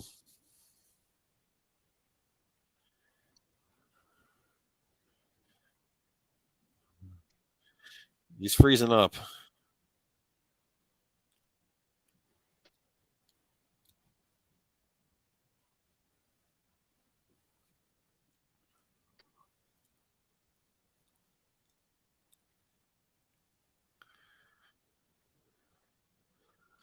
Creepy score, huh?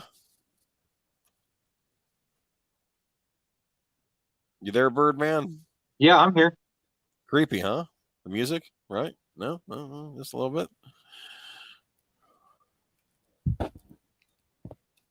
And we're about to get a wonderful James Horner Yes. bit of scoring right here. This is the track Ripley's Rescue on the original soundtrack, in case you're wondering. I think it's the second track on the first side of the LP. I like this, yeah. It's also reused later in the escape scene. Uh-huh. But it's got some wonderful. It's like a train crossing sound coming up here pretty soon. Yep. You know what I'm talking about? Yep. Yeah. So Paul Reiser is Bird is on her side here.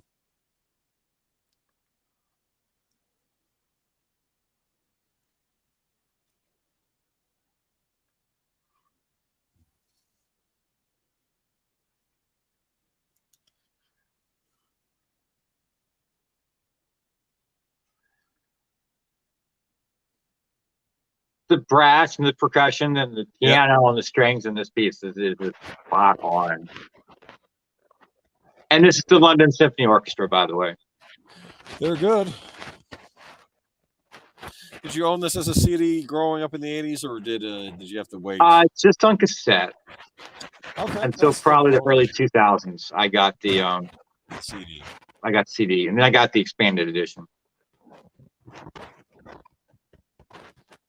Hey, sometimes the tape was the only way you could go back then. So.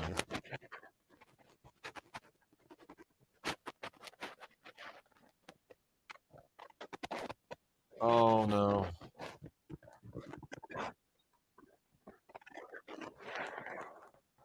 Ooh.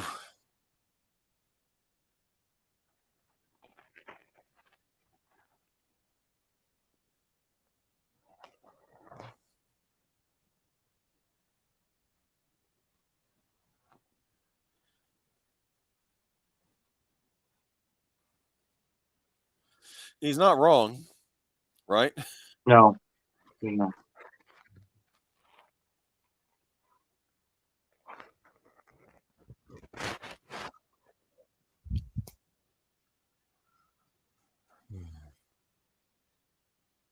Hear those horns blaring? Yep. Yep.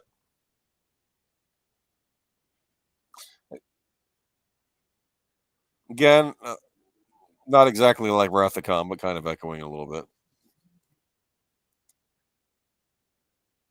It is. It is similar. It's James It's Horner. different enough. It's different enough. It's not. It's not a copy exactly. Oh, he's out.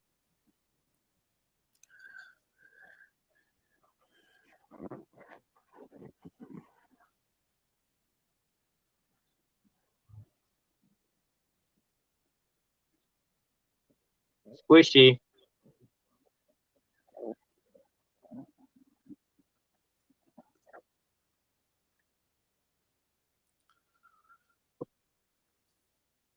All right, let's see what Big Al's got from his science talk. Adult xenomorphs have a vertebrae-like body. Okay. A protective dark exoskeleton. Huh. A long flexible tail, an elongated dome head, and a toothed mouth, hiding a secondary extendable proboscis-like inner maw. So it's a vertebrae with an exoskeleton? That's weird. How does that work? Mm-hmm. Hmm. Like how she just gives the thumbs up, right? I love Hudson from here on out. I love Hudson. Well, Hudson got his arm burned. That's right.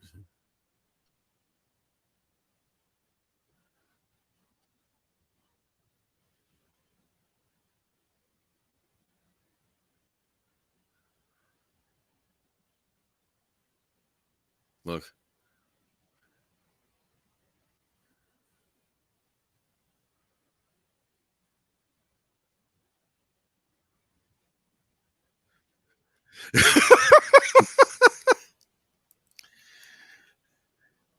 Do you like when Hudson says, "I ain't going back there"? I think he's like the audience. Pretty much, he's saying what the audience thinks. I think he's the audience insert character. There you go. Can't be happening.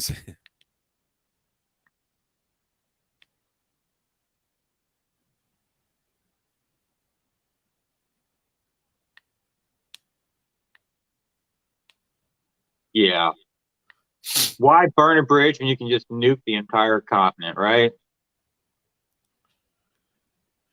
It's the only way to be sure.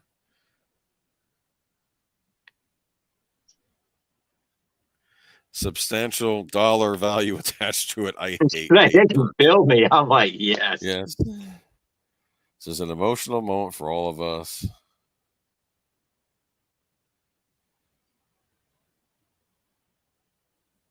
Important species were doing it, and I don't think that you or I or anybody has the right to arbitrarily exterminate them. Yes. I mean, I don't like killing things, but I have no problem just just like, hey, look, I don't like bye. bugs. Y'all are gone.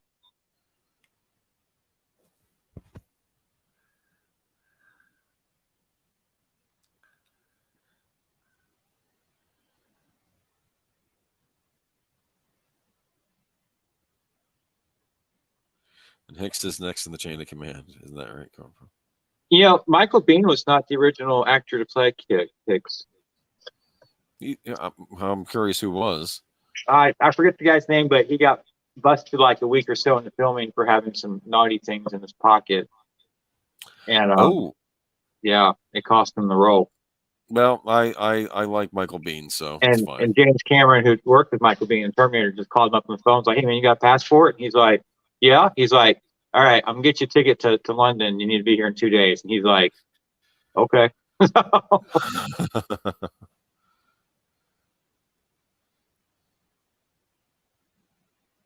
Look at these sets.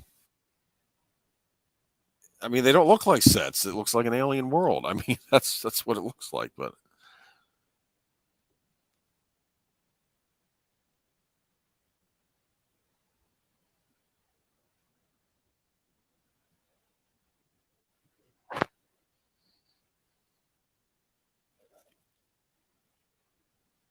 Slime.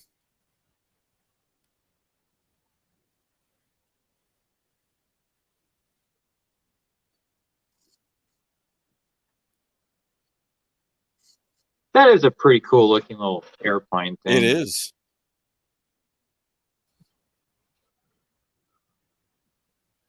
Look at this.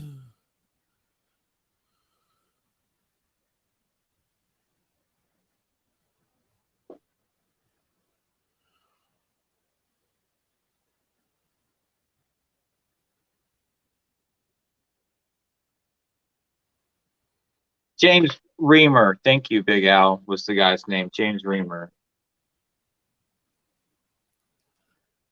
Look at that.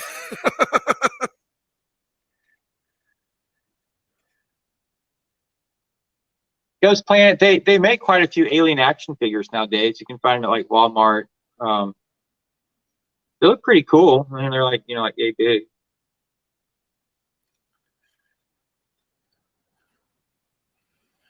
Look at Hudson's face. I'm sorry, I might be a couple seconds behind you.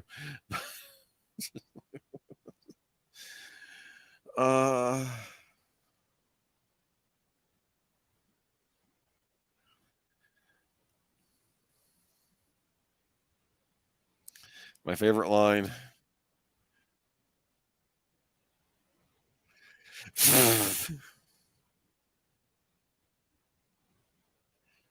He's not who you want in a crisis, right? No, probably not. I'll take Ripley, Newt, Hicks, and Bishop. Vespa is all right. She's a bit of a hothead, but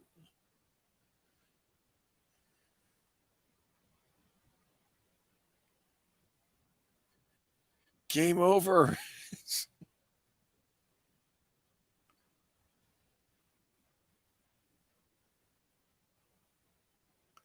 You know what? You know that line Burt made about singing a couple songs around the fire. I wonder if he was half serious or serious. Well, he gets good. No one likes him anyways.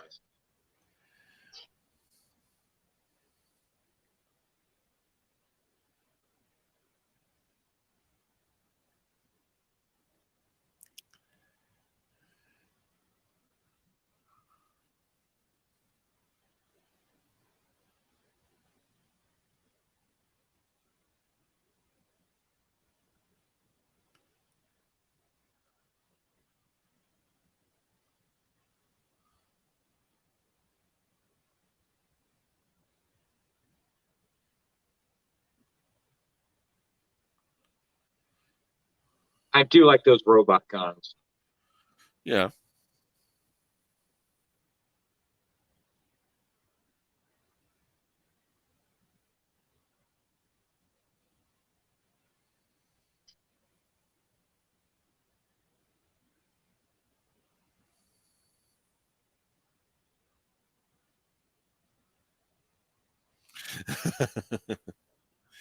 In your parade, but we weren't going to last 17 hours.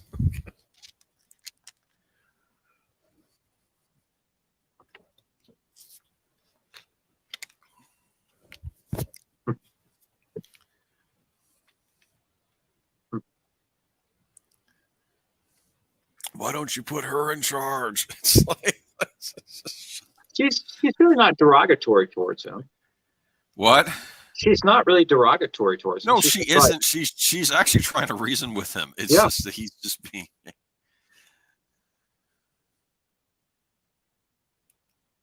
And she really does the best thing you can do in that situation. She gave him a job, a very specific job to do. Yes. We need blueprints. I need you to find the blueprints.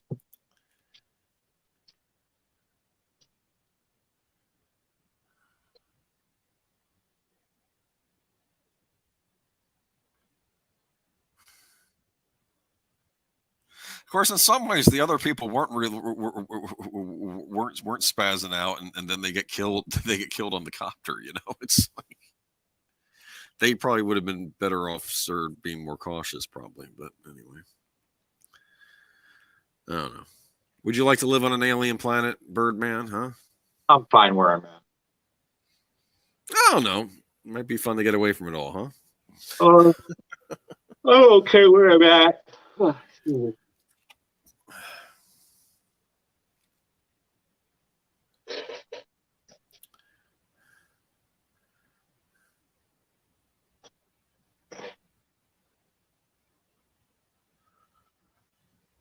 If it was a younger man, that might have been something I might have jumped on Space Colony. But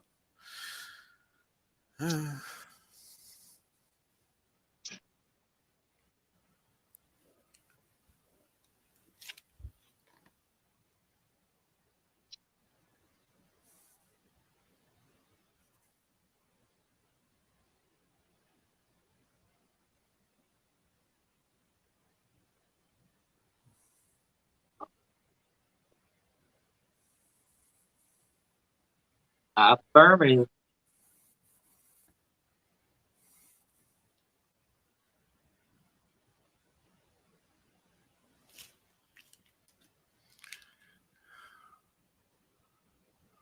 Those computers look very like legit.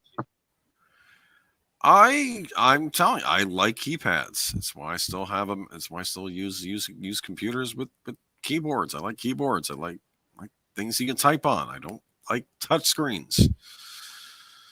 Oh man, those are so awesome, dude.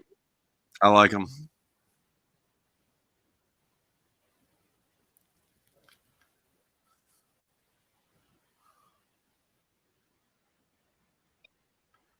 I imagine this influenced Doom, the first person shooter Doom, too. Even though it's not aliens you're fighting, it's demons, but it's aesthetically you're on a you're on Mars and things like that.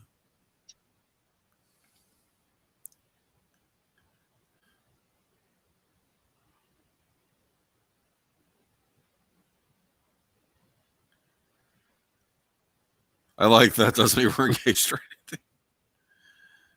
We're not I like official, it is. No, I actually like the idea of her and Hicks getting together and raising Newt. I think that would have been a cool. Yeah, I did too. That's what I would have liked.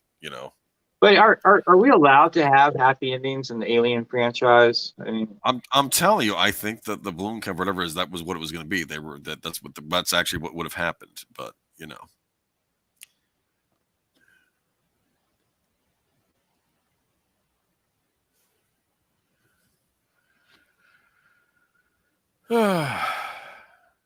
you get a happy ending at the end of this movie, as much as you can in one of these movies. Yeah.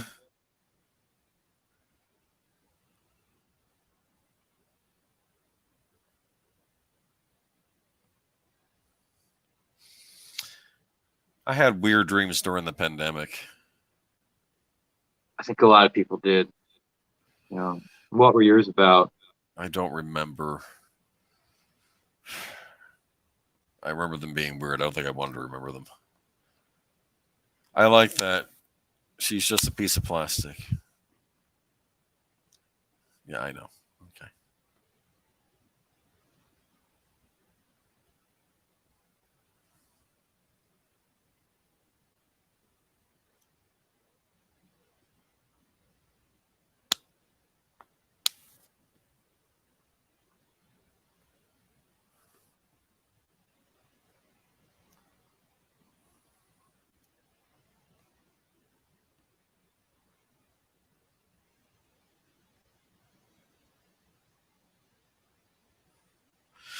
Well, she's being honest.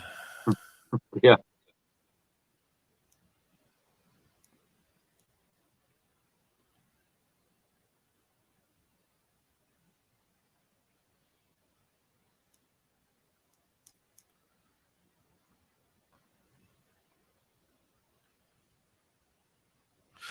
Was this in the theatrical as well? This scene, I don't remember. Yeah, it was. Okay, so at least there's that. It was a little bit shorter. Yeah.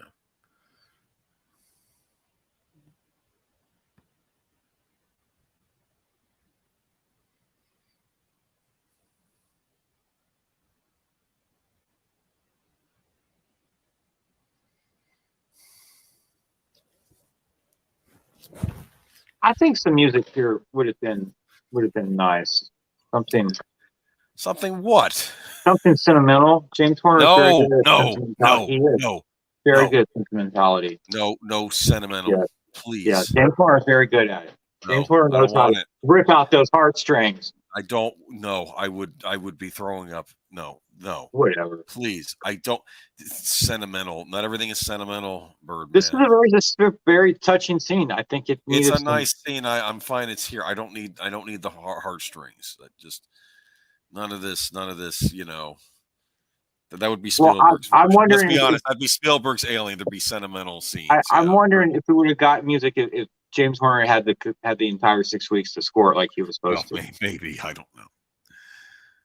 I mean, what's the most alien-like movie Spielberg did? His War of the Worlds movie, maybe? Yeah. Yeah. I like that movie fine, except for the fact that the machines were underground. It didn't make no sense. Yeah, that was kind of silly. Other than that, it was a good movie. I thought. Yeah.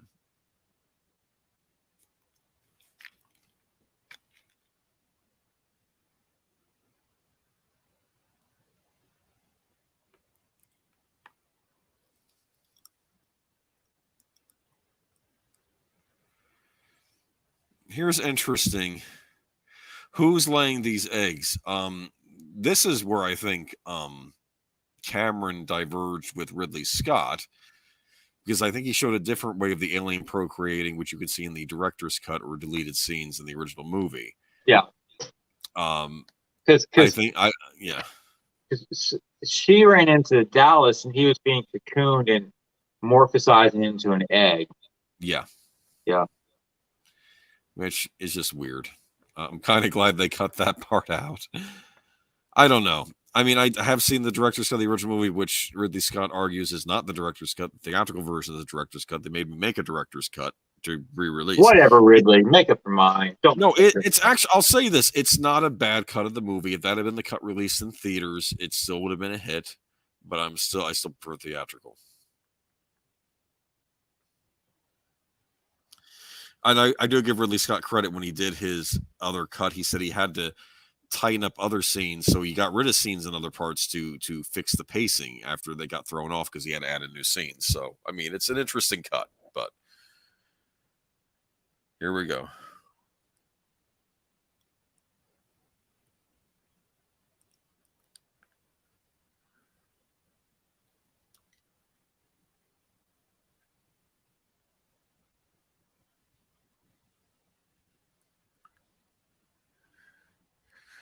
He's such a worm. It was wrong.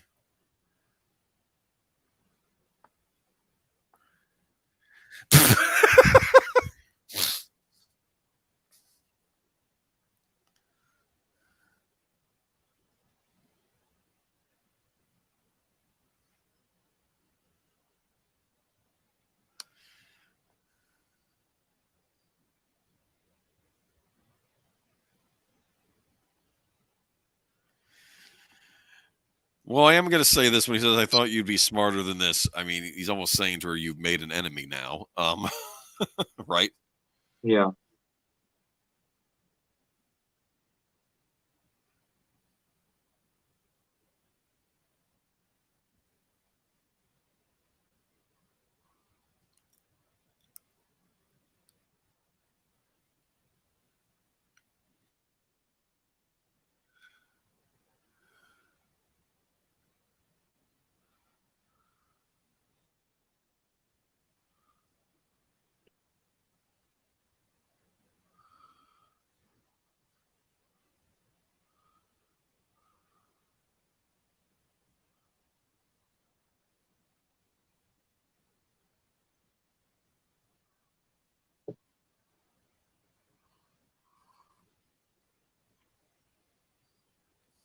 So that was 1,000 rounds.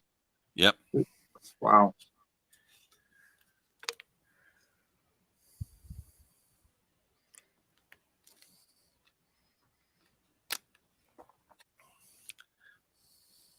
Hmm.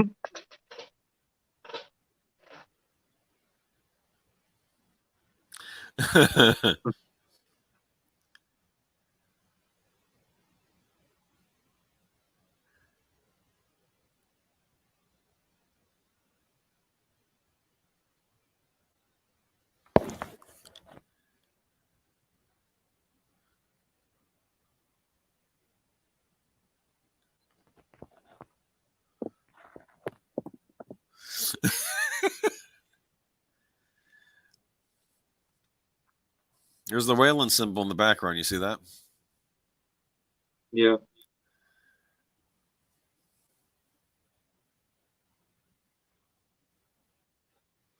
Do you think Ridley Scott likes this movie?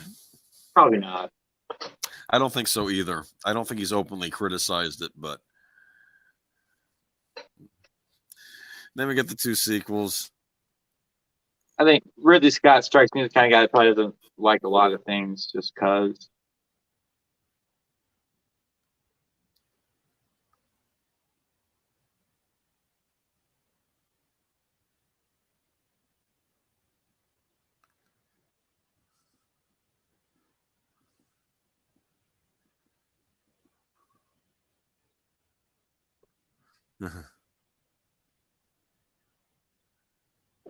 Just count you out of everything. That's right, man.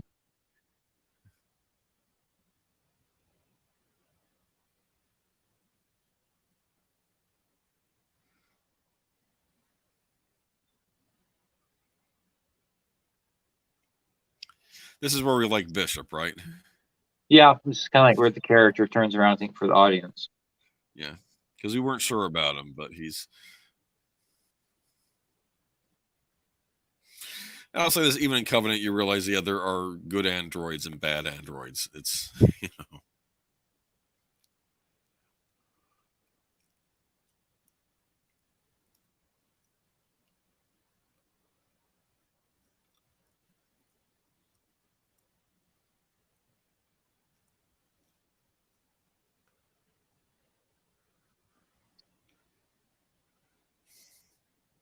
I guess he's like, I don't need that, right?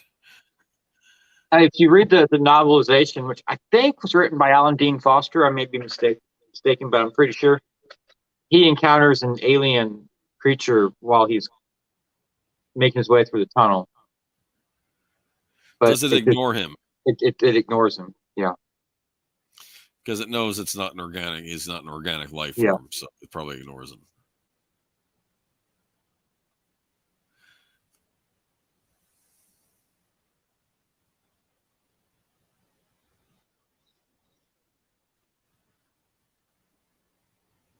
The interesting how they don't show anything. Oh, they just did. Okay, never mind.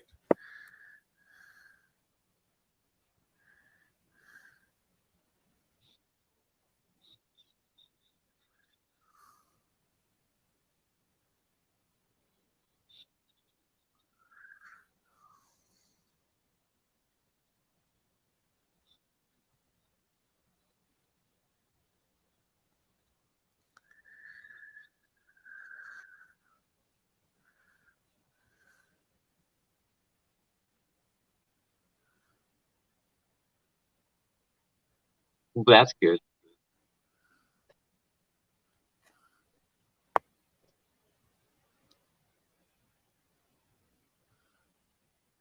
So I guess that was a close call, basically, right? Yeah.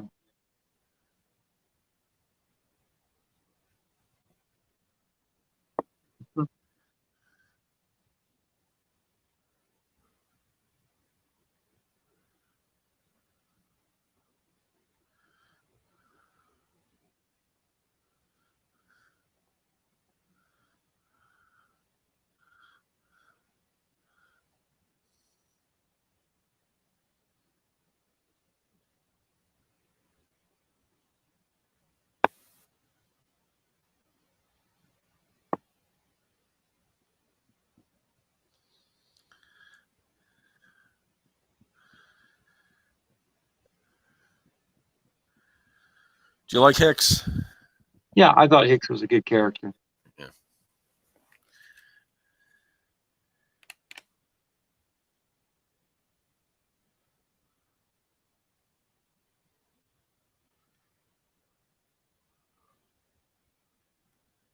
Boomer, just so you know, if we're ever in this situation and you get impregnated by a face hugger, I'll take care of you. Okay? What? I'll take care of you. You don't have to worry about anything. Dude. I expect the same from you, though. So. Well, I don't know. There's a considerable dollar value on what's in you. Okay, we'll see if we can get you back to Wayland. I'm worth more dead than I am alive. Or I don't know. I guess what with the modern, I guess Meta. I take you over to Mark Zuckerberg. He can.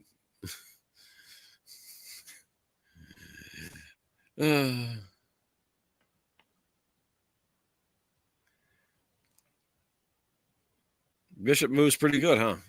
Hmm? Bishop moves For an pretty good. android. For an android. For an android. Yep. Okay.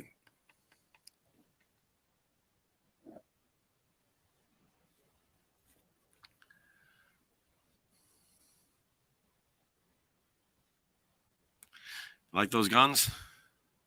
Yeah, I wouldn't mind having a pulse rifle. You like having it has a grenade launcher on it too? My Beretta ARX has a slot for a grenade launcher. Really? Yeah. That's cool. I mean, I don't have a grenade launcher. I mean, Well, yeah, all right.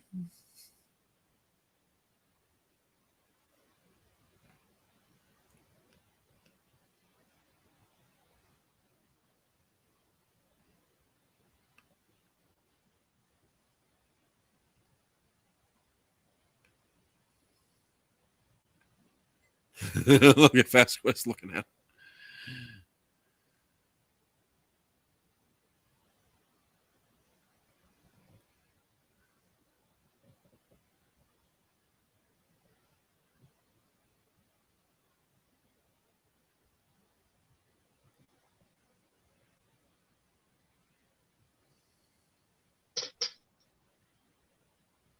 Where's Newt? did you ever sleep underneath your bed? I don't think so. You?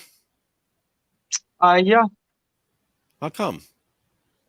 I don't Or you know. don't It have was to kind add, of you cool. don't. It All was right. kind of cool. Kind of like sleeping in a bunker or something. I don't think there was enough room under my bed to sleep. They were rather low to the ground. Sometimes I would get under. I had a raised bed that had like Yeah. drawers on one side and it was just cut out on the other. So there was plenty of room. Used to sleep under the dining room table. Okay. Yeah, I can see that. It's kind of like having a fort. Yeah. Yeah. Look at this.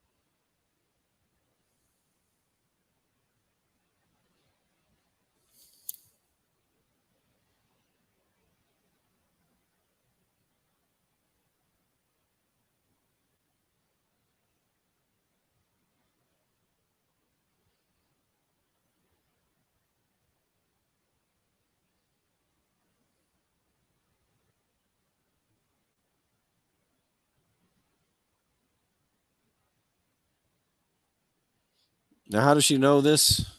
Was one of the things The open? the containers are on the floor Oh, yeah, that's not good. and her rifle's gone.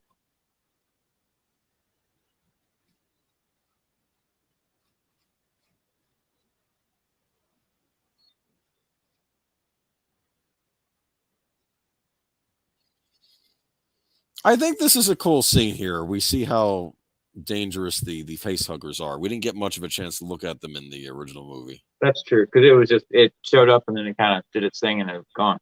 Yeah. But it's interesting here. They're actually more formidable than you'd think they are. Yeah.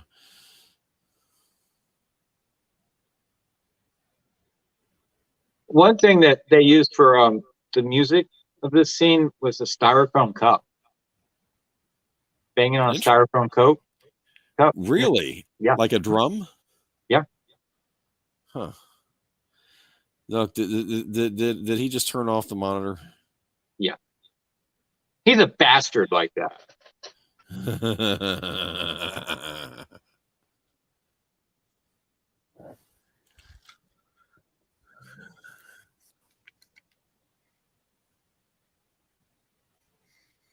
You can't break it though, right? No, not really.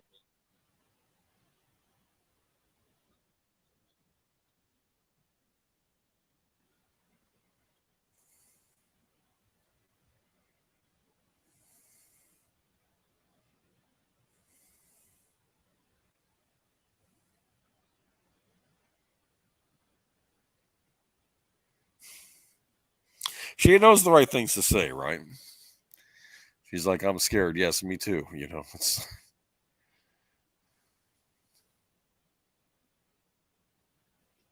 smart.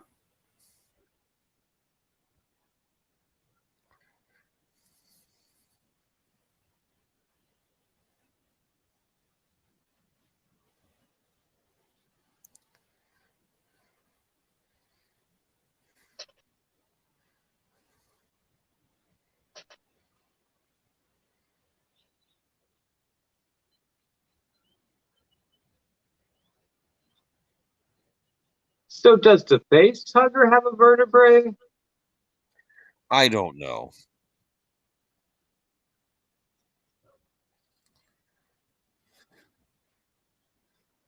Wraps around trying to get you to.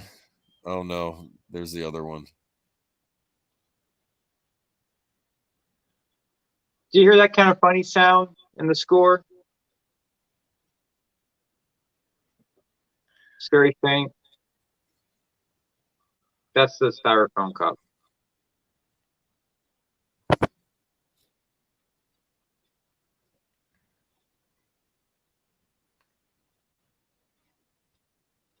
They were not easy to kill, are they?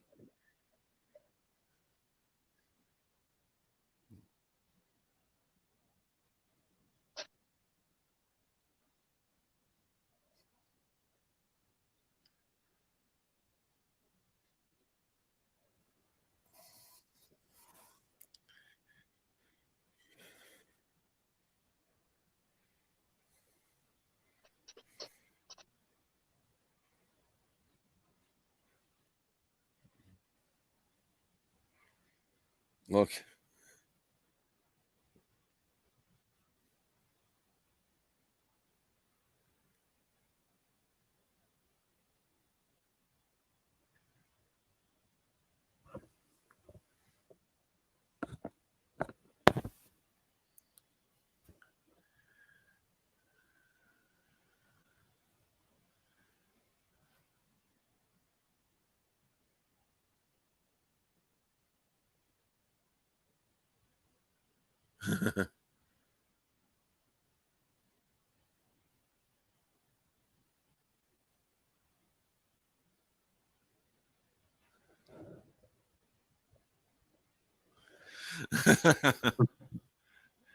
Your dog meat pal.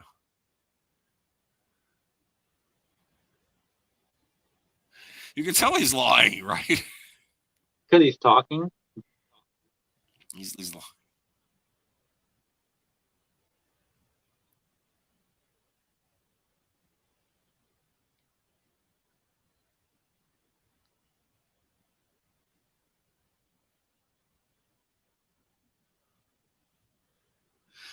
It's interesting. She needs him to go back for trial, I guess. Okay. Yeah, I think that would be like the ideal outcome for him, but Yeah.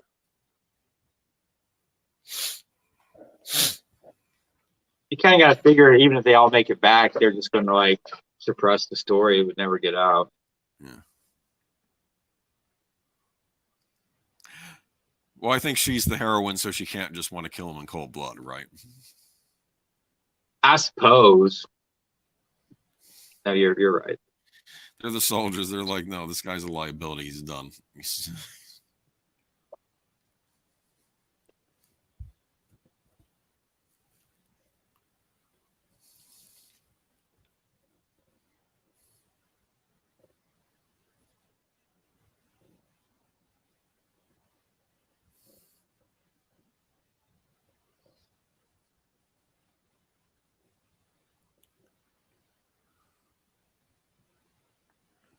But where are they, huh?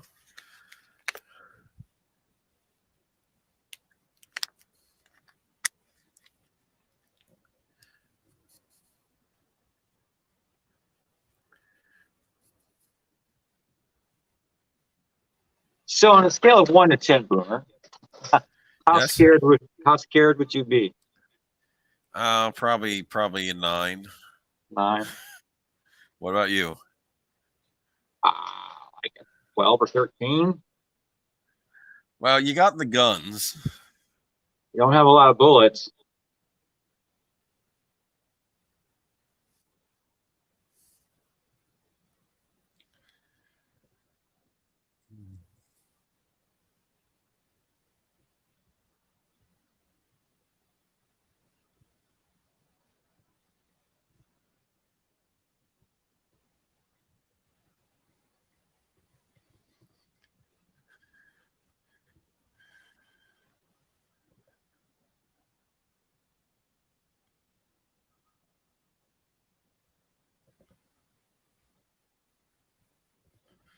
Mm-hmm.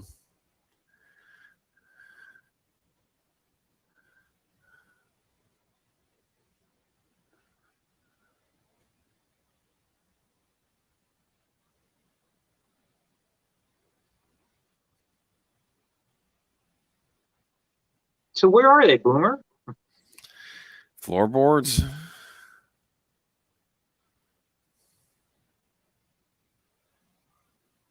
Ceiling.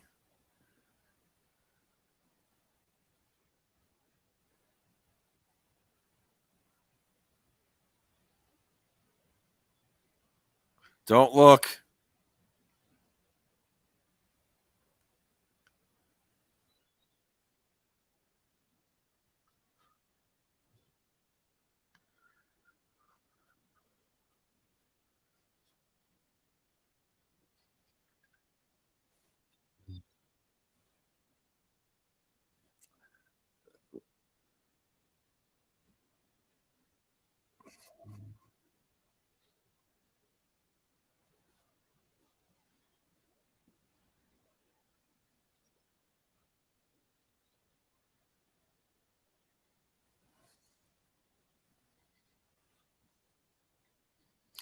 Look. Burke sealed him in. He's not a nice guy.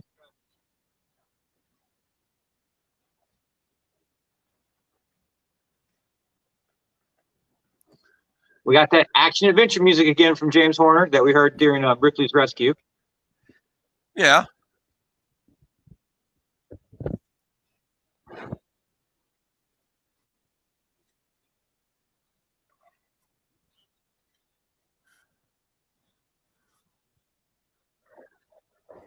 Oh no, there goes Hudson.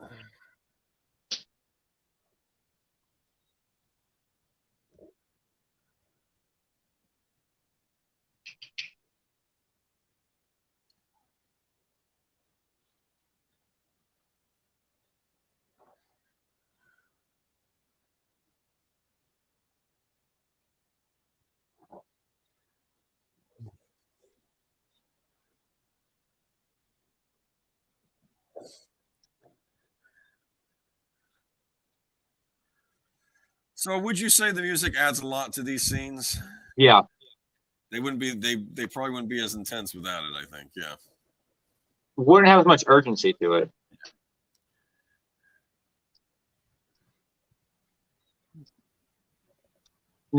They recorded this at Abbey Road Studios, and James Horner said it was a nightmare to work there because they were so far behind the times as far as recording technology. Really? Huh. He said they were not set up to handle like any electronics. They weren't set up to handle the tape looping of sounds. Was it like stereo? What's that? We're still doing mono over He here. said it was a horrible experience.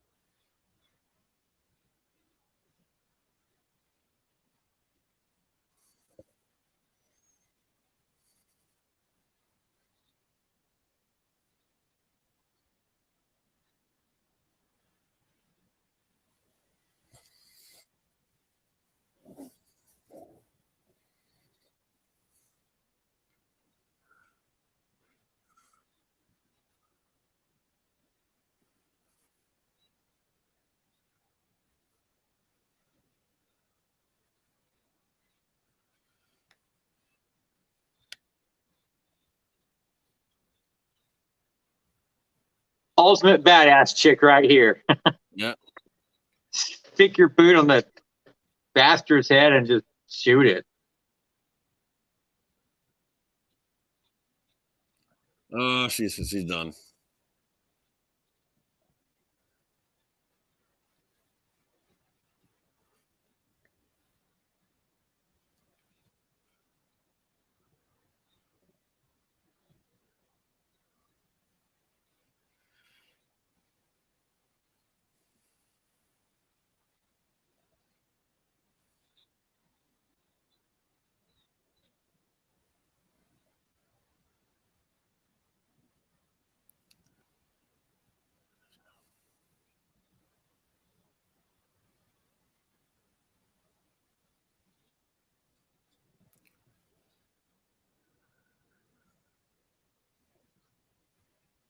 Pretty tiny grenade. Yeah. Yep.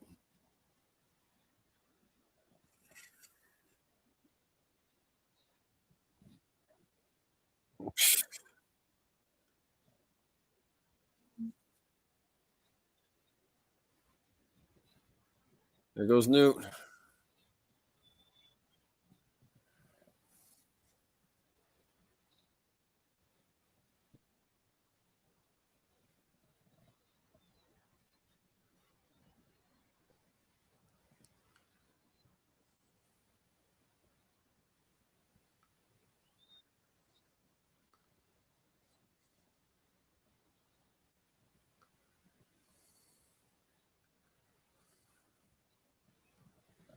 Smart him putting the tracking things on him, right?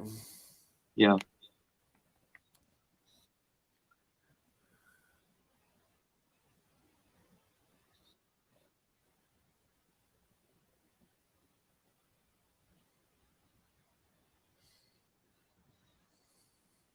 Now it's interesting. They set up when the aliens take the humans, they're looking for things to impregnate, not to kill necessarily. Well, you got to keep the species going, right? Yeah. I mean, they'll kill them if necessary, but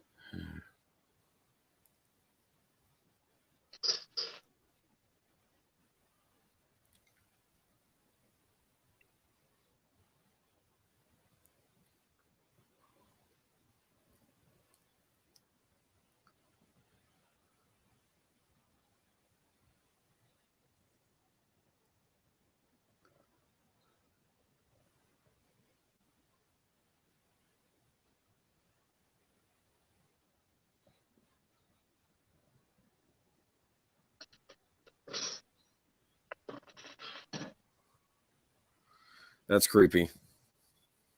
Very.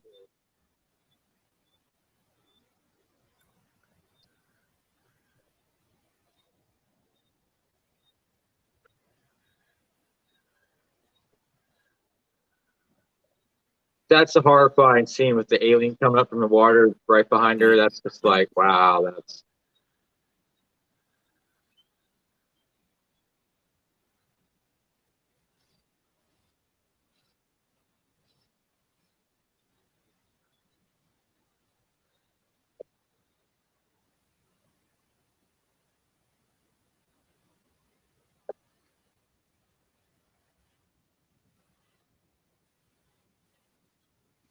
Mm-hmm.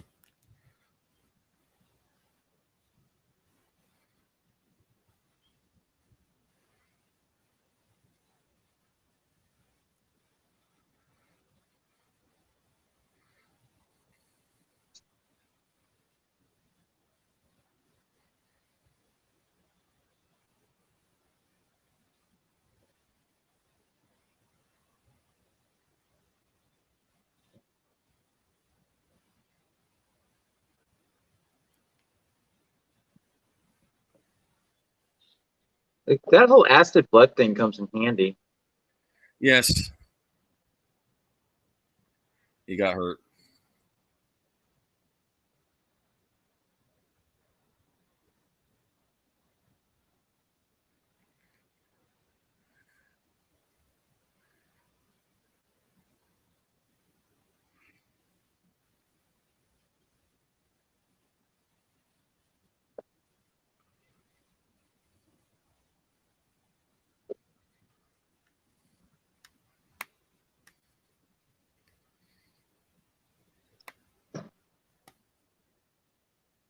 Miss Bishop.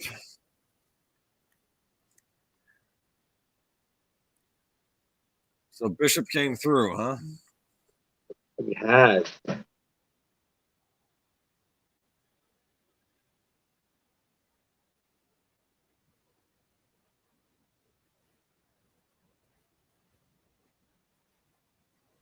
I like that. We're not leaving. We're not.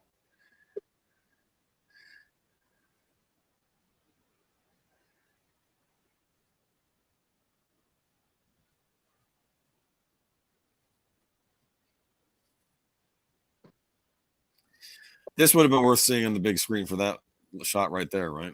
Yeah.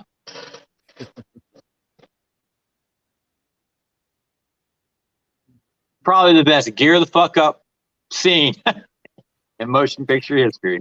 I'm impressed. They probably had gear on the other ship, right? So Yeah.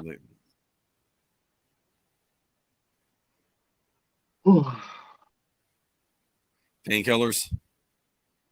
I'm sure.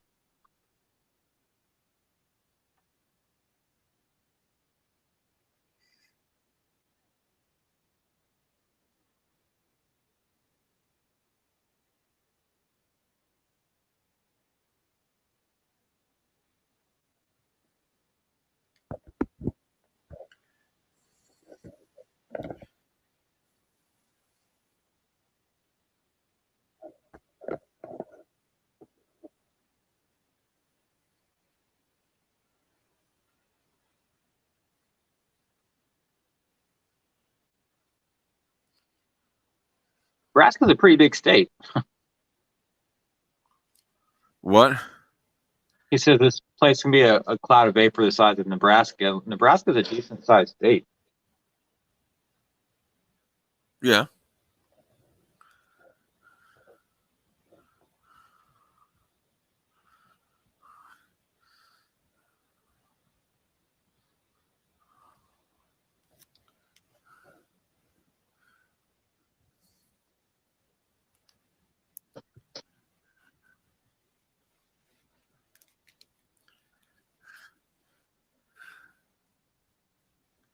The ultimate elevator riding music, Boomer.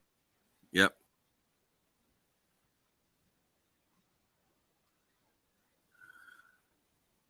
You think so? Oh yeah.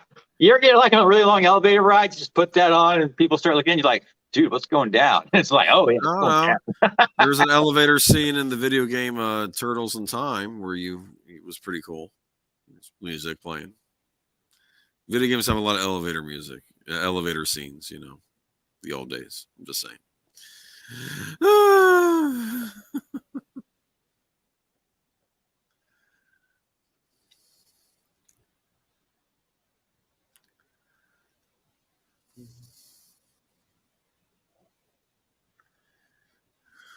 So she's got a rifle, a grenade launcher, and a flamethrower. Man, What else do you need? grappling hook. Like the Batman. Yes.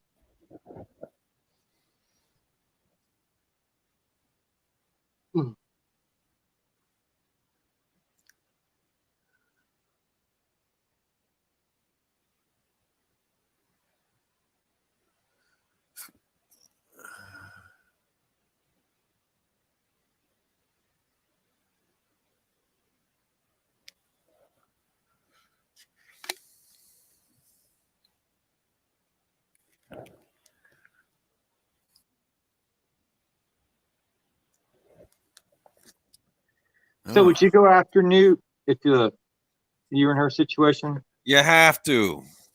Yeah, you have to. Can't leave Newt behind. What's the point? No. Maybe it's not rational, but who cares? It's a little kid. Come on.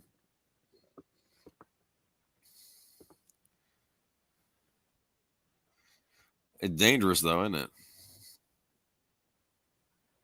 I mean, yeah, but you got the ticking clock over your head about the station's going to blow up in like 20 minutes. So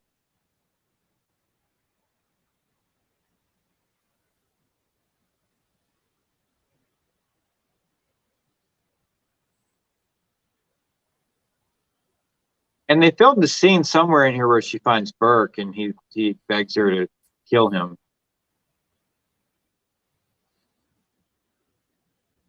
Really? Yeah, and that's like never been released. I don't want to see it. Does he kill him? No, she gives him a grenade. It's like, you can do it yourself. Is he like impregnated and stuff like that? Yeah, which it seemed to happen awfully quick, but it's kind of irrelevant because and like I said, in 20 minutes the whole thing's going to blow up. He's gone anyway. Look, it didn't need to be in there. I'm glad they cut it. We know Burke meets a bad end from his own decisions, so it's fine.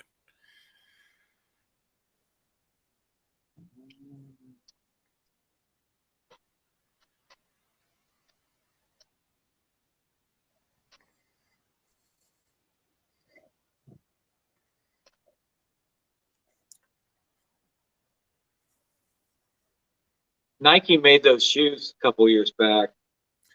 Oh yeah, that's right. You could buy a pair. I remember that being advertised.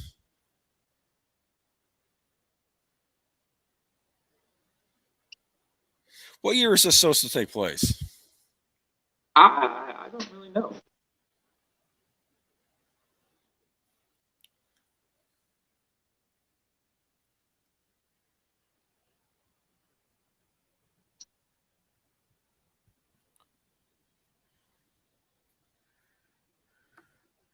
No, she's stuck.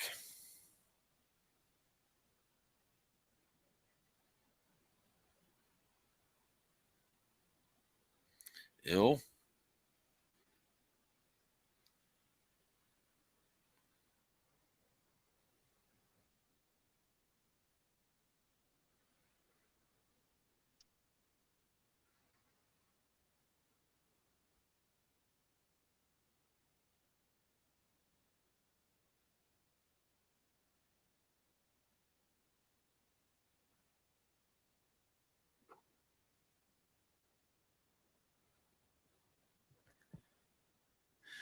So it's interesting. The aliens don't know this place is going to blow.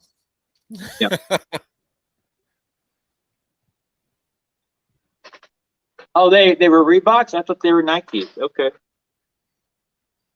What's the going rate for a pair now? It's probably very expensive. Yeah, I think at least like $10, I think. Maybe 15. No, it's gonna be a lot.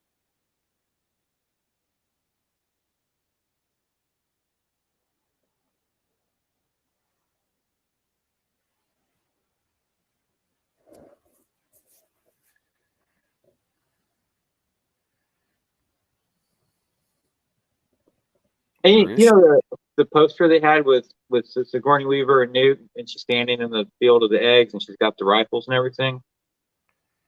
It's the cover of your CD. I had heard that Sigourney Weaver didn't like that poster, and she had it pulled. Really? Yeah. Ew, there's the egg.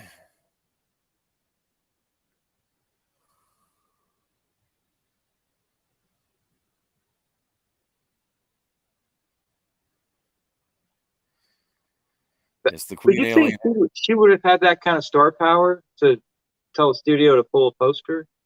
I don't think so. It's probably an urban legend.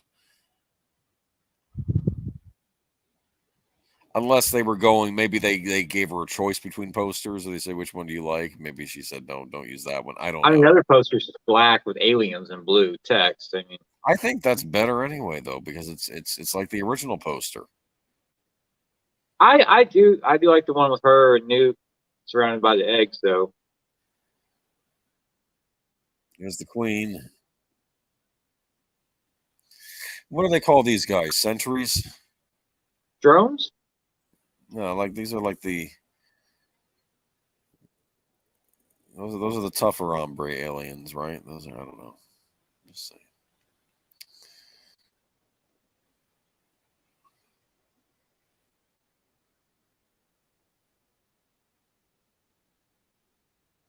She don't like that one bit. I'll torch these eggs. All right, David Pensak's backing me up. He says She did have it pulled. Okay, interesting.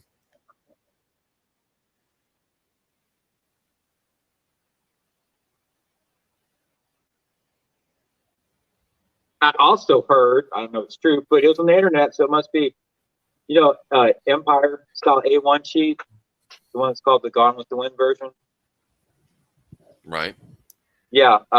Word is that Billy D. Williams had in his contract that he was supposed to be in the poster, and they did style A, and it didn't have Billy D on it anywhere, so they had to pull it and replace it with style B. Interesting. And then later on, they like retroactively added him to the poster, and they also added Boba Fett to the poster. If you look at the novelization, it's style A with a little Lando and a little Boba Fett down in the corner. Okay. Oh, I would think they didn't want to include them on the poster because they were surprise characters. yeah. Okay, David Pensack says the Reebok Bug Stomper is $2,400 currently on eBay. That sounds like a bargain. Do they have a size 10 available? Put me down for 2 pairs. So this is an interesting scene. The alien queen is basically trying to make a deal with her, go away, but I think the sentries were still coming after her, right? Yeah. So she's like, "Okay, you gonna play that game? I'll mess you up." Bitch. Yes.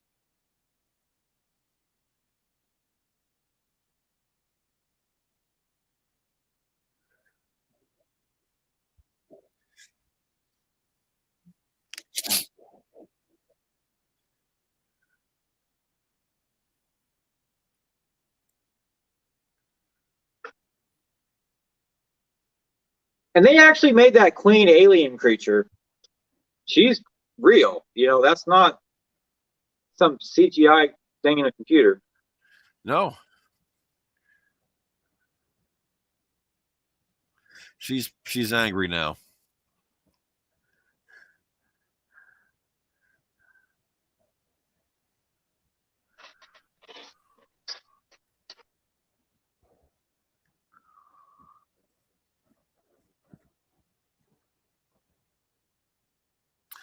I remember being a kid and thinking when she gets back on the ship, this is the end, right? You Yeah. know. I do too.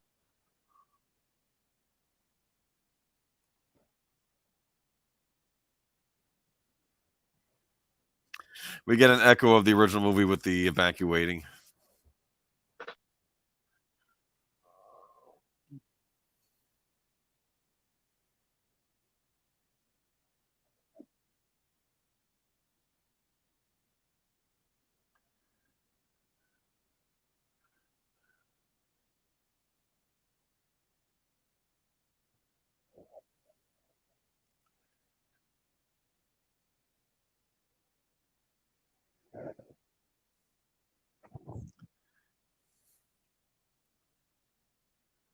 I believe this is Jerry Goldsmith's score from the first Alien film right here.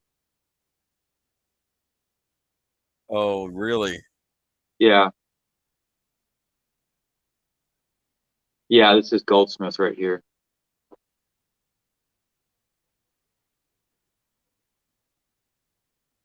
I don't know if it was because it was a time thing, or they decided to do that in the editing room. I don't remember what the story was. So where'd the queen go now? Did she grab onto the bottom of the elevator? No, there's another one that just came down. Oh, I see.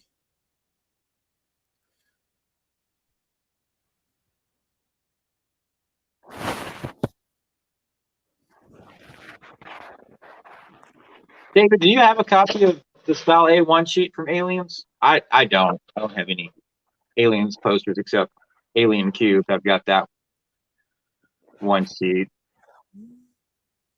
I think I still have it. Oh, they're doing some neat things with posters, with like newer posters for older movies. I've been noticing lately. I do not like the Dial of Destiny poster. I haven't seen it. Is it not good? No, I got to look at it. It's okay. The style looks kind of off to me. Dial of Destiny poster.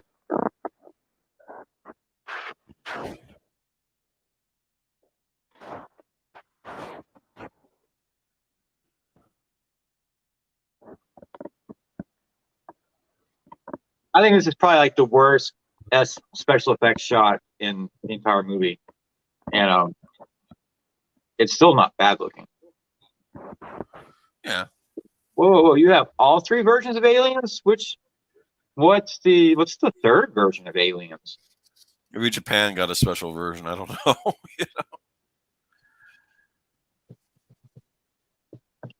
And this is called Bishop's Countdown, which was used in like countless trailers from there on. I'm sure you've heard this in trailers. Alexia says, "Close your eyes, baby," and then she says, "Oh, look!" Like so, she didn't close her eyes.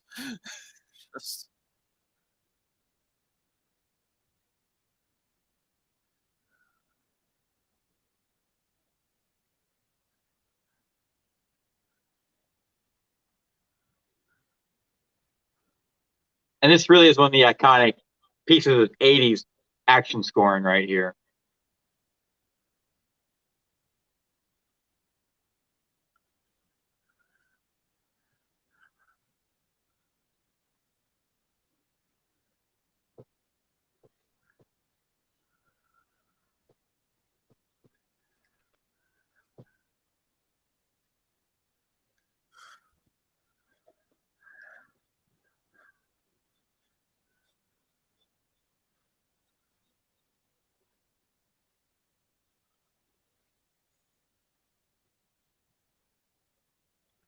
You're like, yes, finally we can relax. It's over.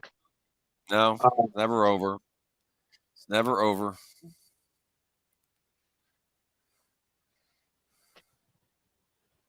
So, David, is the difference between the advanced and the standard just like a couple lines of text? That's like the only difference.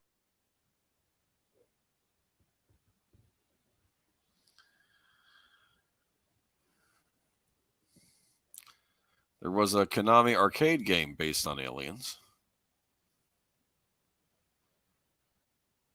You might have seen it in a movie theater arcade when you were younger, maybe.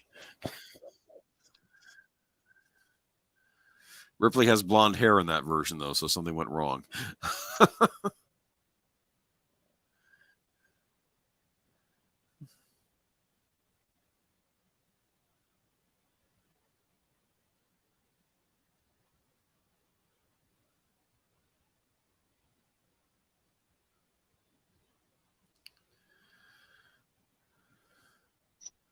Ghost Planet says there's an NES game of Alien and Predator.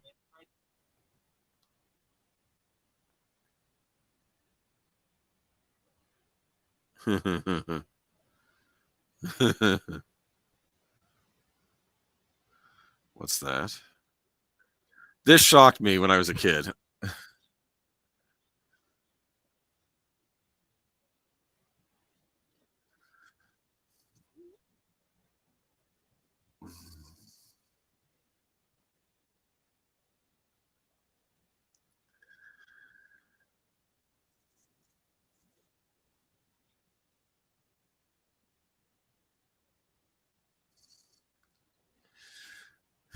That's just her being vindictive, right? Probably.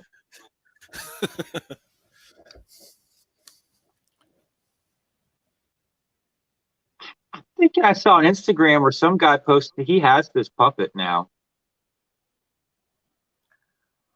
Can you imagine that having the Alien Queen like in your garage?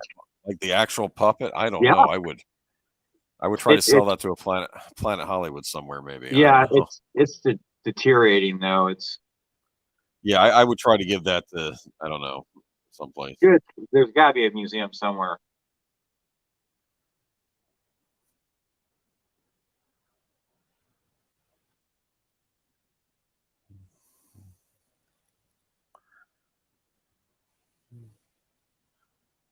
I thought this was interesting, though. Bishop's an android, so he's still functioning. You know. Yeah, if that happened to you or I, we would not be functioning. Yeah.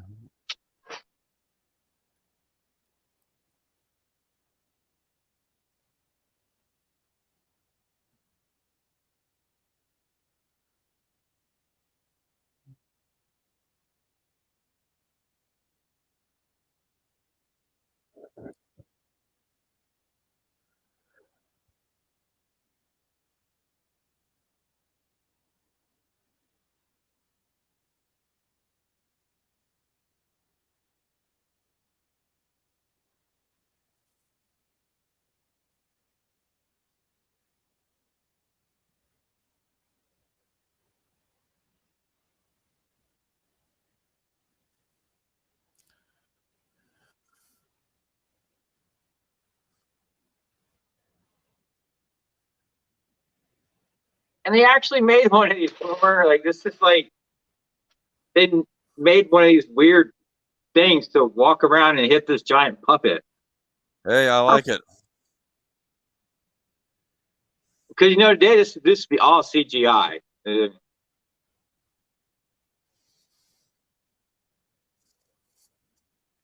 Closest I've seen to a mech in a Hollywood movie, I think.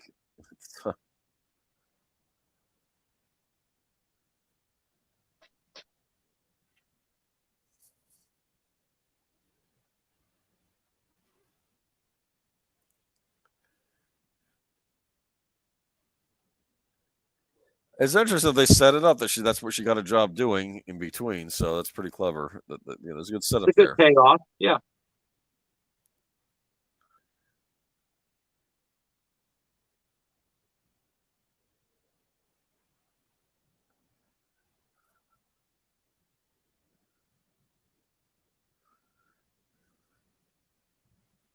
Sideshow had a life-size Alien Queen bust a couple years back. Really? Yeah, it was thousands of dollars, and I mean, do you want that in your house? I mean, probably not. I know 500 people did because they sold out, but I mean, might scare the trick or treaters. I guess.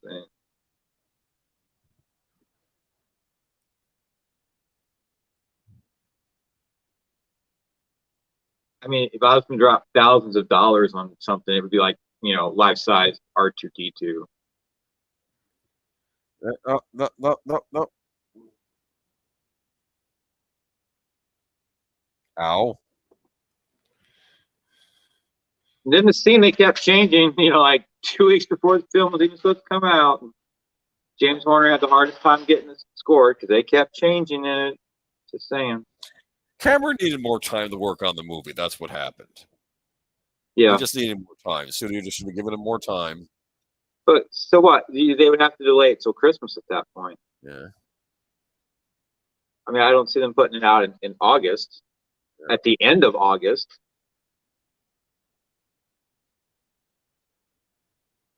It's weird. This movie, we're seeing a lot of echoes of the first one, the airlock, knocking it out the airlock. Yeah. And it doesn't seem tired to me. Granted, I did see this movie first. So when I saw this, I'd seen nothing like it. I don't know how audience who were familiar with the first one felt. I don't know. See, we get a repeat of Bishop's Countdown right here, which is not what he wrote.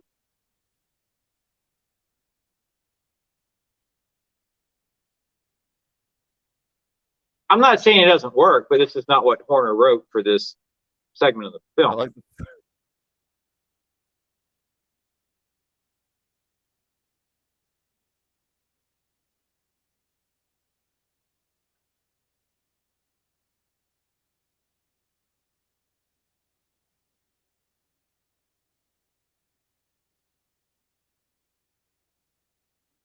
Raise your leg up. Okay. Now it's over.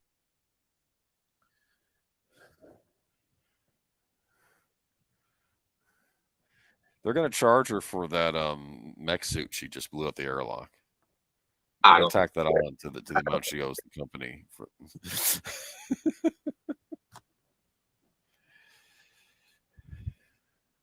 I'll look at that. Look what she called her.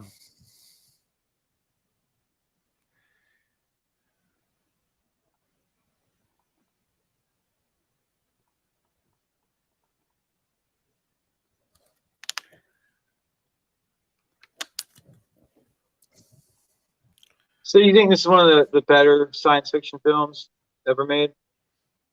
I like it. First one I think is better. I'll admit that, but this isn't bad. I'm still a sucker for Planet of the Apes, though. So you would go 1, 2, 4, and 3. That would be your ranking. Probably. I mean, I don't know. I could probably take another look at Prometheus, which I know you don't count as an alien movie. No, 4 had its problems, but there was one thing about it I thought was interesting.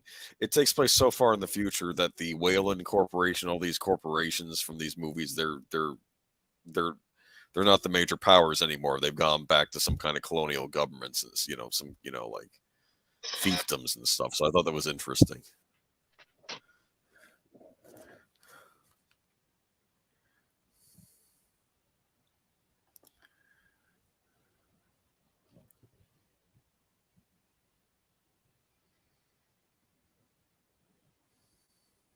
Have a good night, Ghost Planet. Thanks for stopping by. Happy Alien Day.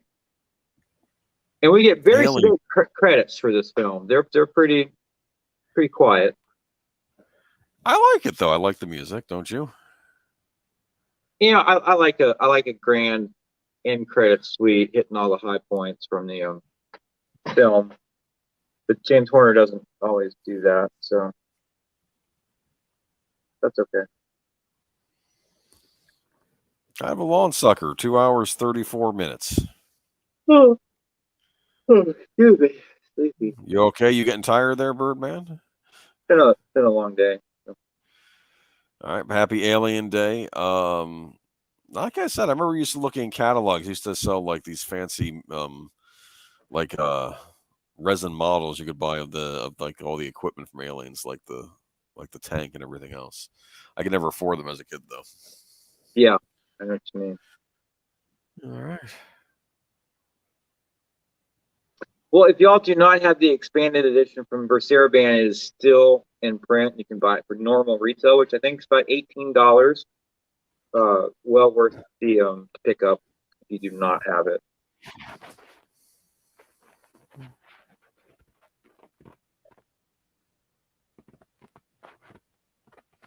So, Boomer, let me see who gets back with me about next week. If it's the Cowboys or the Lost Boys. Okay, that's fine. It's interesting. I kept thinking, is ILM involved in this at all? I don't think so. Okay. Just curious.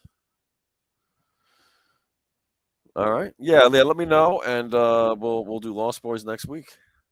Or the Cowboys. Or the Cowboys, yeah. Sounds good to me. And you got your show coming up Sunday? Yes, Geeky Geezers will be Sunday, and I'll be on with Troy on Friday as well. So we'll be doing. I think Tom Conkle will be on that, which will be kind of a big deal. And I'm trying to think what else. Nope, that's it. Yeah, Pinewood Studios re-recorded at Pinewood Studios and re-recorded and re-recorded. Right? Am I wrong? Not by much. 1986. Okay. Cool. All right. Thanks everyone for coming by. As always, adopt, don't shop. Keep listening to great film music. Do pick up Aliens, the deluxe edition from Band if you do not have it. It's a must-have in your James Horner collection. It's a good and one. We will see all of y'all later. Have a good night. Bye-bye.